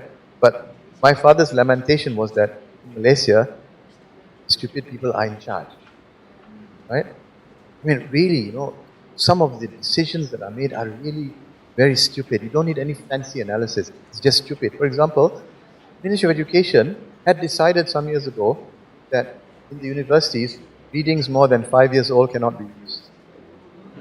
That is simply stupid. Don't need a sophisticated theory to analyze that. What about the Quran, Prof? Huh? Well, you see, aside from the Quran, if a book has a new edition, then you can use it. But if the book is a 1950s edition, you can't use it. So and there are many other very stupid rules, right? Which we find in our country. All countries have stupid people, but our stupid people are also in charge. That's the problem. But anyway, you get the idea, talking about stupidity studies, right? And then another example I will give. If we study the history of political economy, because we are following a sort of imitating Western concepts and theories, we use the Western concepts. Now, in Western history, the history of the modern West is basically an outcome of the conflict between town and country, right? The feudal classes in the countryside against the emerging bourgeoisie in the town, right? Okay. Now, if you apply that to us, we are distorting reality. Because in the Malay world, and in some parts of tropical Africa, some parts of Latin America, the main distinction in history is not between town and country. It's between land and sea. That's why we have orang laut, orang darat. So the problem with Western European perspective is that it's terra-centric, it's land-centric. If you want to understand the history of the rise of modernity, for example, in the Malay world, you need to look at land and sea, orang laut, orang darat, because the orang laut were instrumental in the creation of dynasties, right? Not only in the Malay Peninsula, but also in Sumatra, also in Sulu, Philippines. And even on land, water is important, because you have Hilir and Hulu. So here if you study, confine your study of anthropology and sociology and political science to American textbooks, you won't get this. But we don't even have a proper textbook, introduction to sociology in Malay or Indonesian, written by local, translated. So Anthony Giddens, George Ritzer are translated into Indonesian and Malay, right? But to write a textbook that's based on our history and concepts and ideas and another matter which we haven't done. Thank you, Prof. Just very short. You said you were a student of international relations? Yeah. Okay. I have an example from that discipline. of how captive we are when we teach IR. Basically, we start with Westphalia. We start with the nation state. We start from Westphalia. And then we claim that international relations began with the nation state. However, it ignores completely 500 years before that, where entities related with each other across the Islamic world, across Asia. We didn't have a Treaty of Westphalia that applied to us, yet we start teaching IR 101 beginning at 1640, at the 30 Years' War, 100 Years' War, as if that were the only wars and the only problems that faced the entire world. We don't look at the series of relations, international relations, national in inverted commas, that took place before Westphalia. And this is not included in our Malaysian textbook. And when you question it, they're saying, well, we have a primitive idea of what world order is, but with the nation state has guided our perception of what world order should be. Now, to me, that is erroneous. It's a wrong way to start teaching undergraduates about the current world order, because it marginalizes. It's also wrong to say global south. We should use the concept of global majority, because numbers-wise, we are the majority. There's nothing wrong in saying global majority or global north, but not south, because the north-south binary already has a value attached to it, has a superiority, inferiority connotation as far as IR is concerned. So that's just to make you, give you another perspective. So it's interesting. There's an article by Dr. Azhar Ibrahim who he proposed this term academicism to critique this idea that when we study theories, right, whether in political science or IR even, we tend to want to fit those the reality or the context with the theory. So it's about the primacy of the theory first, rather than what is the data on the ground. As opposed to what he says that we have to grasp our context first, our reality, our data first, and then we theorize from that. And that's essentially what Syed Hussein Alatas did. He was very competent in understanding the issues in the society, the problems of it, and then he theorized from that, and that's where he came up with Balisma and many other concepts. That's one. Secondly, I think the return to indigeneity and the discourse on indigenous can fall into the pitfall of, firstly, of exoticization, which is essentially a Eurocentric problem. Now we are looking at our own society in a very exotic way. So that is a problem. Of course, we can talk about this for long, but we don't have time. Secondly is essentialism. And this is where Prof. Farid said, don't think of Malays as all these lembut and nice people. It's an essentialist way of thinking about culture, about people. Right? So there are, and it is essentially the foundation of a critique by Syed Hussein Alatas with regards to the myth of the lazy native. Right? So we should not also fall into this essentialism that our culture is essentially good, pure, pristine, and we just need to rediscover that. And thirdly is this whole movement now, which is quite worrying, which people have termed as nativism, as a way to combat Eurocentrism or even to decolonize. We go the other way and we adopt nativism, which is an essentialized way of reclaiming our own culture also. So all these are issues that can be expanded further and discussed further. I just want to put it out there. And now, Diana, with regards to the question on library structures and AI. Thank you for the question. Okay, so I just want to begin with saying that historically, libraries and information science has been at the forefront of technological advancements. When the internet came and then so on and so forth, systems all changed accordingly. And so today, what we are grappling with is AI. Previously, we have information literacy, digital literacy. Now, there's an increasing awareness of the need for AI literacy. But unfortunately, in the fields of library and information science and the library professionals, when they talk about AI literacy, they talk about, okay, these materials do not exist, they hallucinate, and then it's false consciousness, whatever. But they don't talk about what I'm trying to say the inherent problem is the system. Whatever technology comes, if you don't train the professionals, you don't train the students, you don't create awareness, and they're still within the captive mind, the problems at the core will not change. There will still be Eurocentrism, dominant narratives, binary thinking. So it has to change. And another thing is, we are also in this part of the world, unfortunately, the global majority, we are always taking cues from the West. So now they are working on AI literacy, for example. Then we are following. Even with decolonizing libraries and archives, we are waiting for them to start. Why are we waiting for them to start? They have to decolonize us, what? So I don't understand. This dependency still exists, even in trying to decolonize knowledge. And then we were talking about indigeneity. So their concerns are alien to us. It's not the same. They are not within this part of the world. They don't know what we need, what we want, the kind of literacy, the literacy needs we need, the kind of developmental issues that we are facing, the problems with structures and systems. They're just talking about, again, it's still Orientalist in nature. They're talking about, exoticizing, we have to decolonize, and talk about the indigenous people. They don't talk about the displacements that these indigenous communities are facing. The issues are still not talked about. So no matter what technology comes, whatever advancement is going to be, the Library and Information Science has to support this.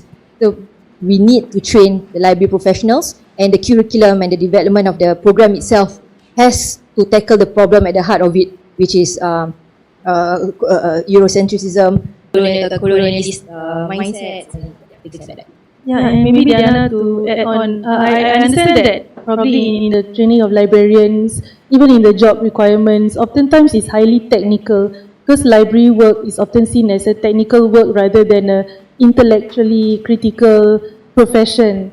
So, like in your own contribution to the field, how do you, or even in trying to engage with your colleagues, do you see this as a gap between the more technically oriented ones, whom I suppose are the majority as compared to scholars and librarians like yourself?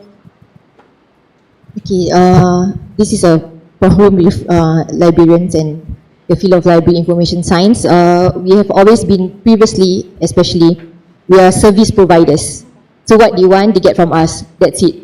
But we are the ones curating these materials, getting access to these materials. So we should have training, scholarly training. We are also intellectuals and scholars in our own rights. But some of my cohort mates and all that, they don't think they are capable enough. They think, they are the profs are the subject experts. We're just the experts in retrieving. But that's not true. You have to have pride in your craft. You have to learn. You are the domain experts. If in the field of Malay studies, for example, I would need to know all the materials out there, all the different kinds of orientations, the thoughts, the kinds of materials produced, whether text or otherwise, because this will help give access to our researchers and students alike, right? So if we do not upskill ourselves, we are not trained in that field, how can we help support those who are working on it? So we have to work together that way. So this is what I'm trying to say. We cannot captively just sit quiet and then, okay, this is the orientation of this institution, okay, let's just follow and give what they need. So it's a lot of work, and thank you also, Prof. Munira, also to point out that actually part of the whole process is also through language, because it creates a habits of mind that sometimes when you use language that are also value laden, you also have to be conscientized of what's the ideology behind it and whether language can also be evolved to serve a more just purpose also. So thank you for that also. Now, we don't have much time. I know we want to be autonomous with time, but we don't really have much time. So I'm just going to take two questions, and there's already, I want to take one question from the lady at the back just now. Can we have one question from there? And me, okay, there's so many. We can engage with the scholars later, but one lady, just now, there's one lady at the back. Yeah, we can have that. And then just one more.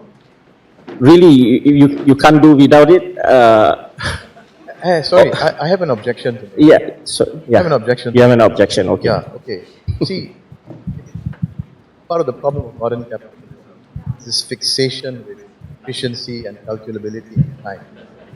So, when you say we don't have time, What's the problem? Why do we not have time? The problem is I'm subjected to the organizer's usage of the space, and I have to respect the usage of the space because I don't own this space.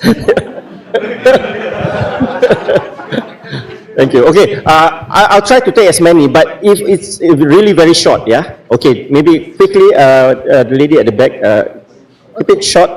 Yeah? Oh no, okay, I actually have two questions. I'll try to just be very one question. Oh, okay. All right, I was very interested with Prof. Hussein Alatas' work, Biarkan Buta, and only Biarkan Buta, found out about it from an interview, Syed Isa Smith's interview, and he was very deeply affected by it. But then, as you know, his fatwa changed, isn't it? Yeah. And then Muiz actually said that he was very progressive, with no mention at all about his debate with Syed Hussein Alatas. So my question is, and I hope it's relevant, I'm wondering whether Muiz and the New Islamic College, do you think that they will one day adopt, works by Syed Hussein Alatas and autonomous knowledge, or their progressiveness is because they are trying to reflect make certain state figures happy.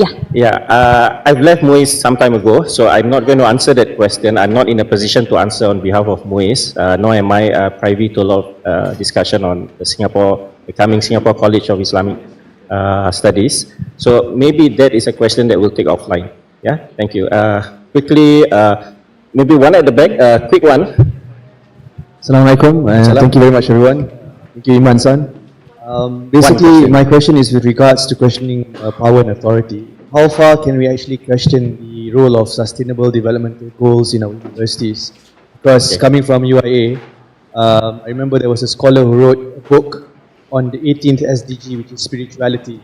So I think it's kind of ludicrous to have spirituality as a form of SDG. So how far can we question these sustainable developmental goals and also human rights in general? You're saying having spirituality is... No, I mean, that was just an example of how ludicrous all right. it is. Yeah. Thank you. And then, yes, one at the back there.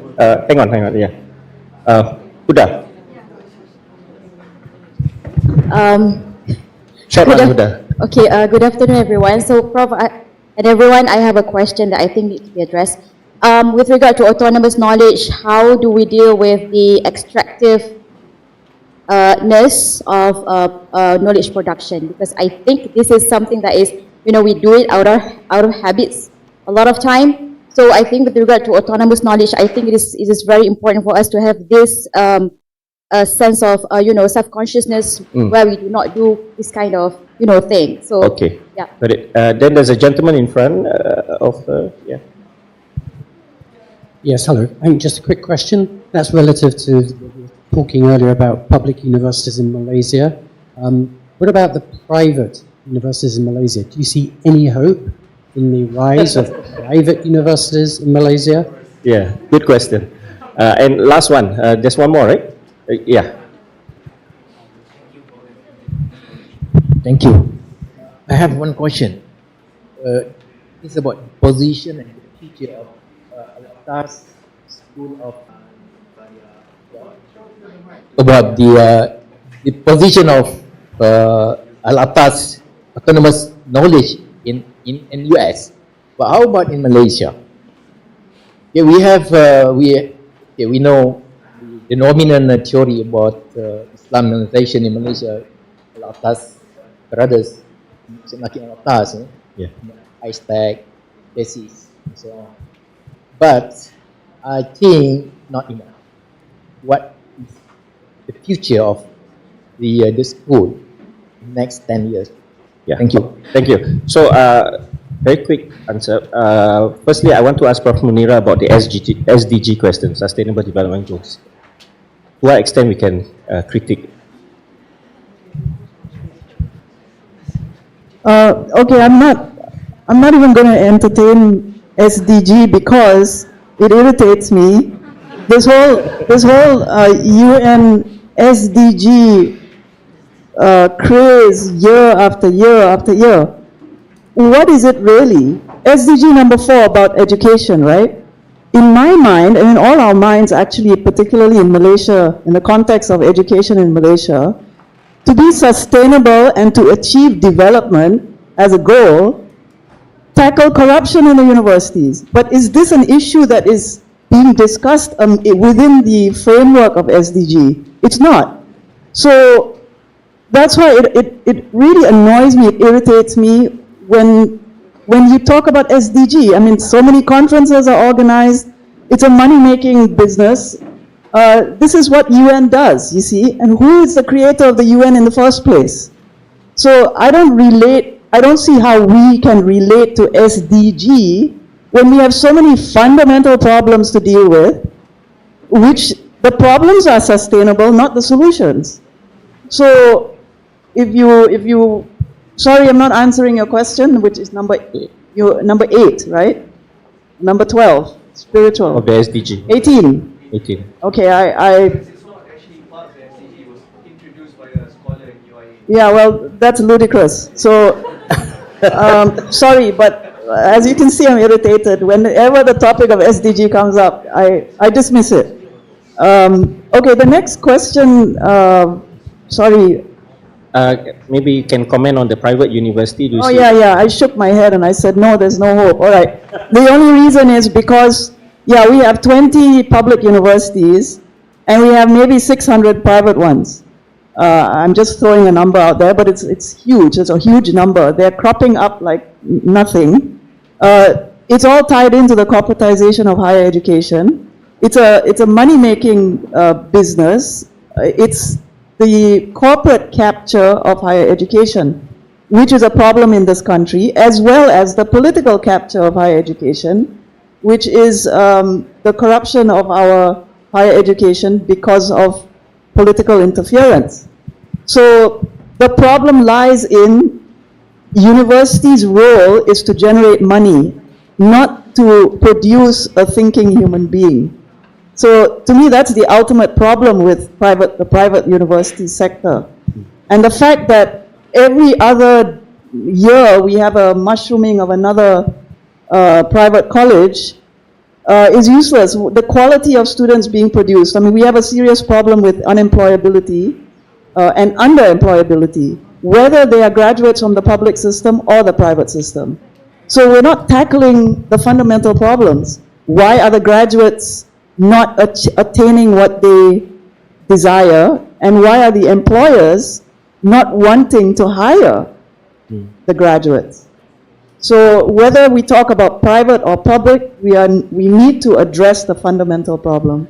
Thank you. For Diana, I want to ask about the question of the extraction of knowledge and how to deal with it. Yeah. Right. Thank you for the question. Huda. Yeah. Oh, those, She's answering your question. Okay. Alright. So especially the imperial powerhouses, when they extracted, right? So they will strip it of the provenance, the archives. So it's just pictures, and they will identify, especially the KITLV repository, for example. They will identify who the white men are in the photos and not the rest, right? So it's an issue, definitely, and it's still being carried out today. So what we can do is, this is what, at least in my own daily work, I try my best to do this, but I'm not speaking for my institution. I will bring on board the community leaders and those who I'm referring to as collaborators to the project. I will cite them, I will acknowledge them as co-creators. They're not just informants, right? Yeah. So I think this is very important. It's just part of basic ethics to do this, right? So moving forward, we should just go this way. Yeah. Thank you. And as a closing, the final question, both for Prof. Farid and also for Prof. Fadia, and I'll go with Fadia first. The future of autonomous knowledge in Singapore and the future of autonomous knowledge in Malaysia and beyond. Fadia? To be honest, I think the type of scholarship that we are doing, that we're trying to do in the School of Autonomous Knowledge is very unpopular in Singapore. And I also think that it's increasingly harder to do it.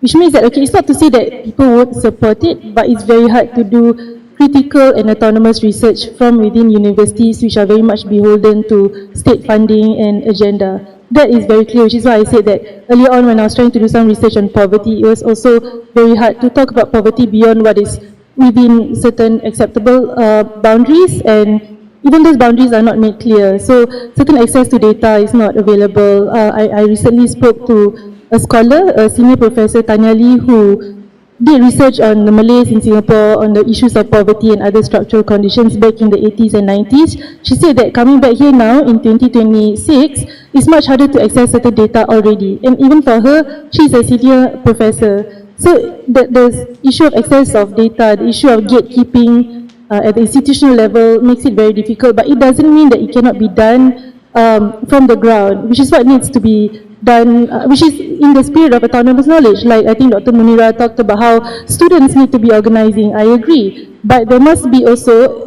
a certain appeal to standards. You cannot be organizing and not appeal to a certain level of quality when it comes to the production of your work.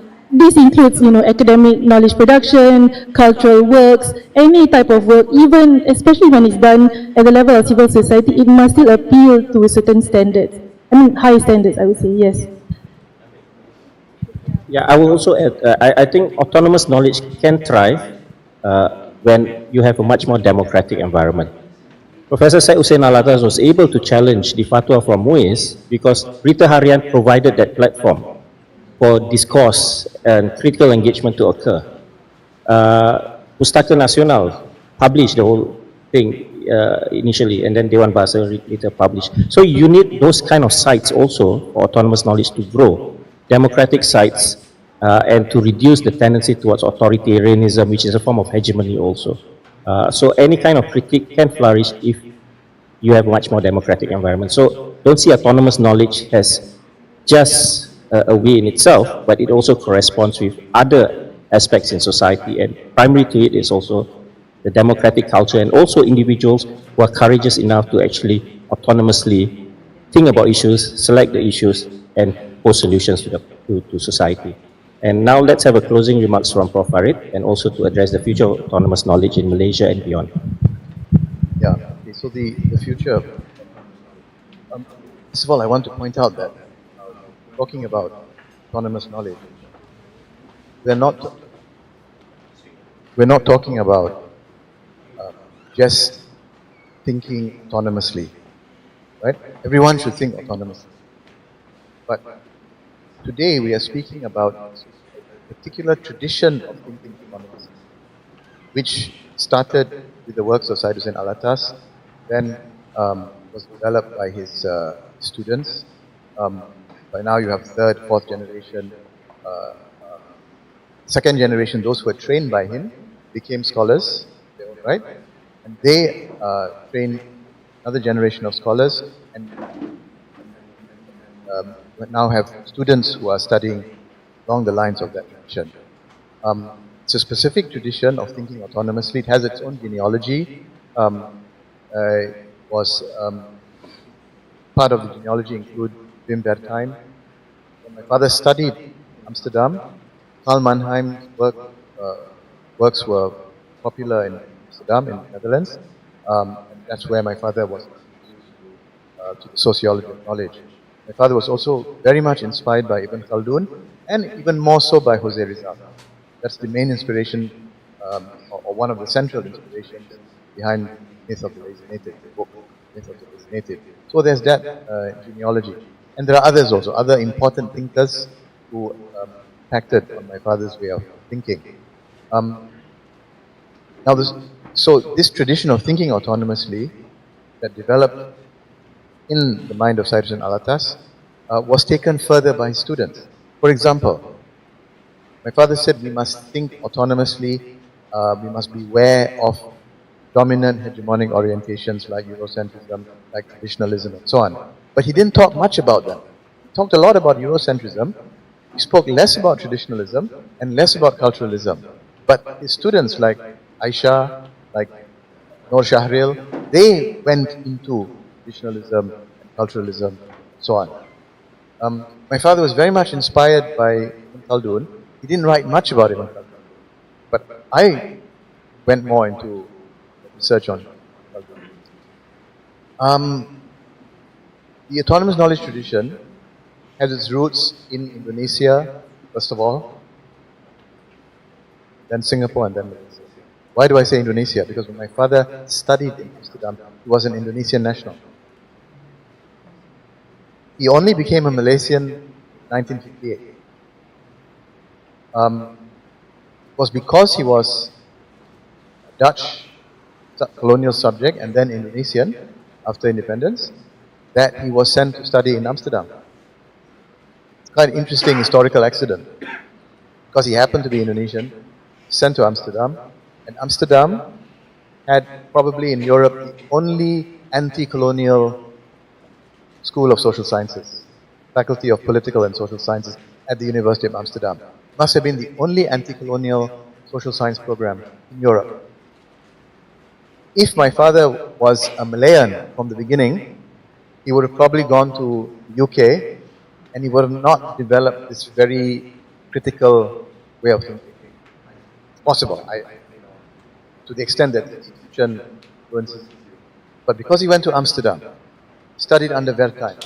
Wertheim was a Dutch Jew who was horrified by the experience of his co-religionists of the Holocaust and racism, anti-Semitism. And when he worked in Indonesia, colonial period, he was also horrified by the colonial racism. When he went back to Amsterdam, he developed this very critical perspective. And at some point, he was also influenced by Maoism. So all that is very important, right, in the genealogy. But I think there's no time to talk more about genealogy. But I did want to say one thing. My father became a Malaysian in 1958. Then he was at the University of Malaya for a very short time. Then he ended up starting the Department of Malay Studies at the National University of Singapore. That is where the School of Autonomous Knowledge actually developed. Because he trained students who then themselves trained other students. Now I have to say this. School of Autonomous Knowledge, the Autonomous Knowledge tradition is coming to an end in Singapore. It's coming to an end. I'm quite certain that it's not going to develop anymore. Because I'm leaving NUS, I'm returning to KL for good in a few months. Don't hear any applause.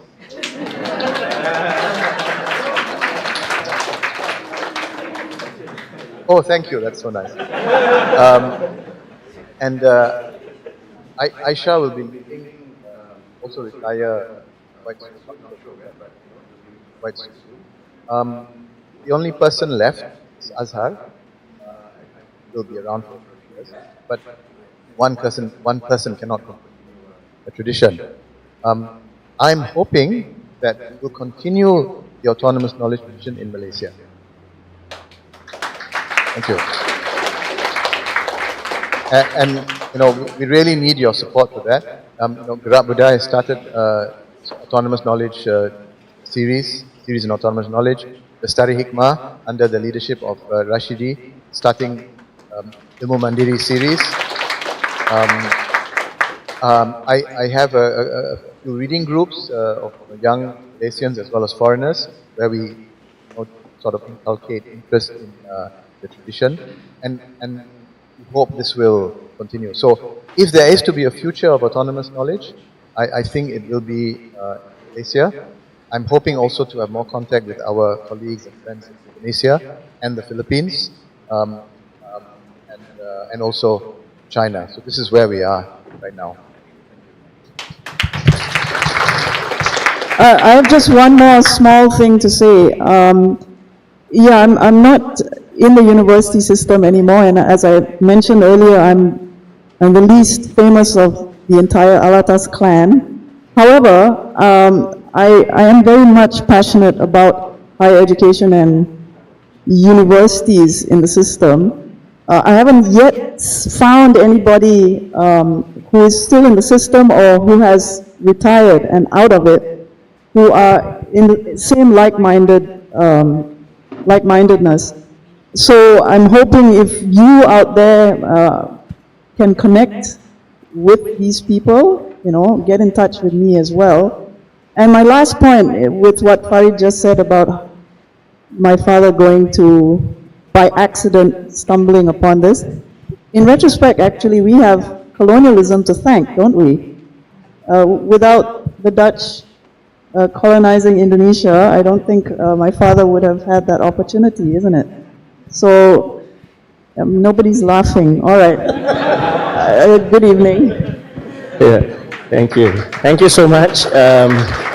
You know, Prof, I would just say the HQ is moving to Malaysia, that's all. But don't give up hope on Singapore yet, because I think there are young scholars like Diana, there's Fadia, and I want to acknowledge also Hikmah, Shafika, and also, you know, we have Fadila, we have Suhail, you have Sharil, you have Lutfi, you have Arif. These are all Singaporeans who actually come here, and they are Singaporeans, you know, they travel all the way because it's pre-Ramadan, you want to eat in KL. No, I'm joking. Actually, they are really interested in the discourse. No, I have to clarify what I'm saying, because I'm not putting down Singapore. Not at all, right? What I'm saying is there will no longer, think about it. For 60 years, there's been an institutional base. That's very important. The Department of Malay Studies, National University. 60 plus years, and 1967, almost 60 years. Next year will be 60 years, right? Where this tradition has been developing, training generations, cohorts and cohorts of students. That is what is going to come to an end. What you're left with is many of you, most of whom are not attached to university, right? Will continue to do the work, but you will have less opportunity to train cohorts of students. That is something which I feel is very sad, right? And I wish you could continue it, but it's very difficult, and I hope we can do it in Malaysia and also in Indonesia. Yeah, thank you. And I want to now say that this book is now available at Gerak Budaya and also Kinokuniya Malaysia. I saw it yesterday. I'm pretty sure in many other bookstores in Malaysia. It's going to be in Singapore, and I want to also invite those who are able to make it to come over to Singapore on the 14th of March for the book launch at the National Library, the port on top for the book launch, the Singapore book launch. It's Ramadan, but we're going to provide iftar also. So please join us if you're willing to make the trip to Singapore, just like many of us make the trip to Malaysia. I think it's good to keep the connection and keep the spirit of Ilmu Mandiri alive. I want to acknowledge also the writers who are not here, and I just want to mention their name for their contributions. Azhar Ibrahim, Mastura Alatas, Imad Alatas, Nur Sharil Saad, Fadia Nadwa Fikri, Afra Alatas, Yoli Ken, and Veronica Gregorio. So thank you so much for all the contribution. Please get a copy.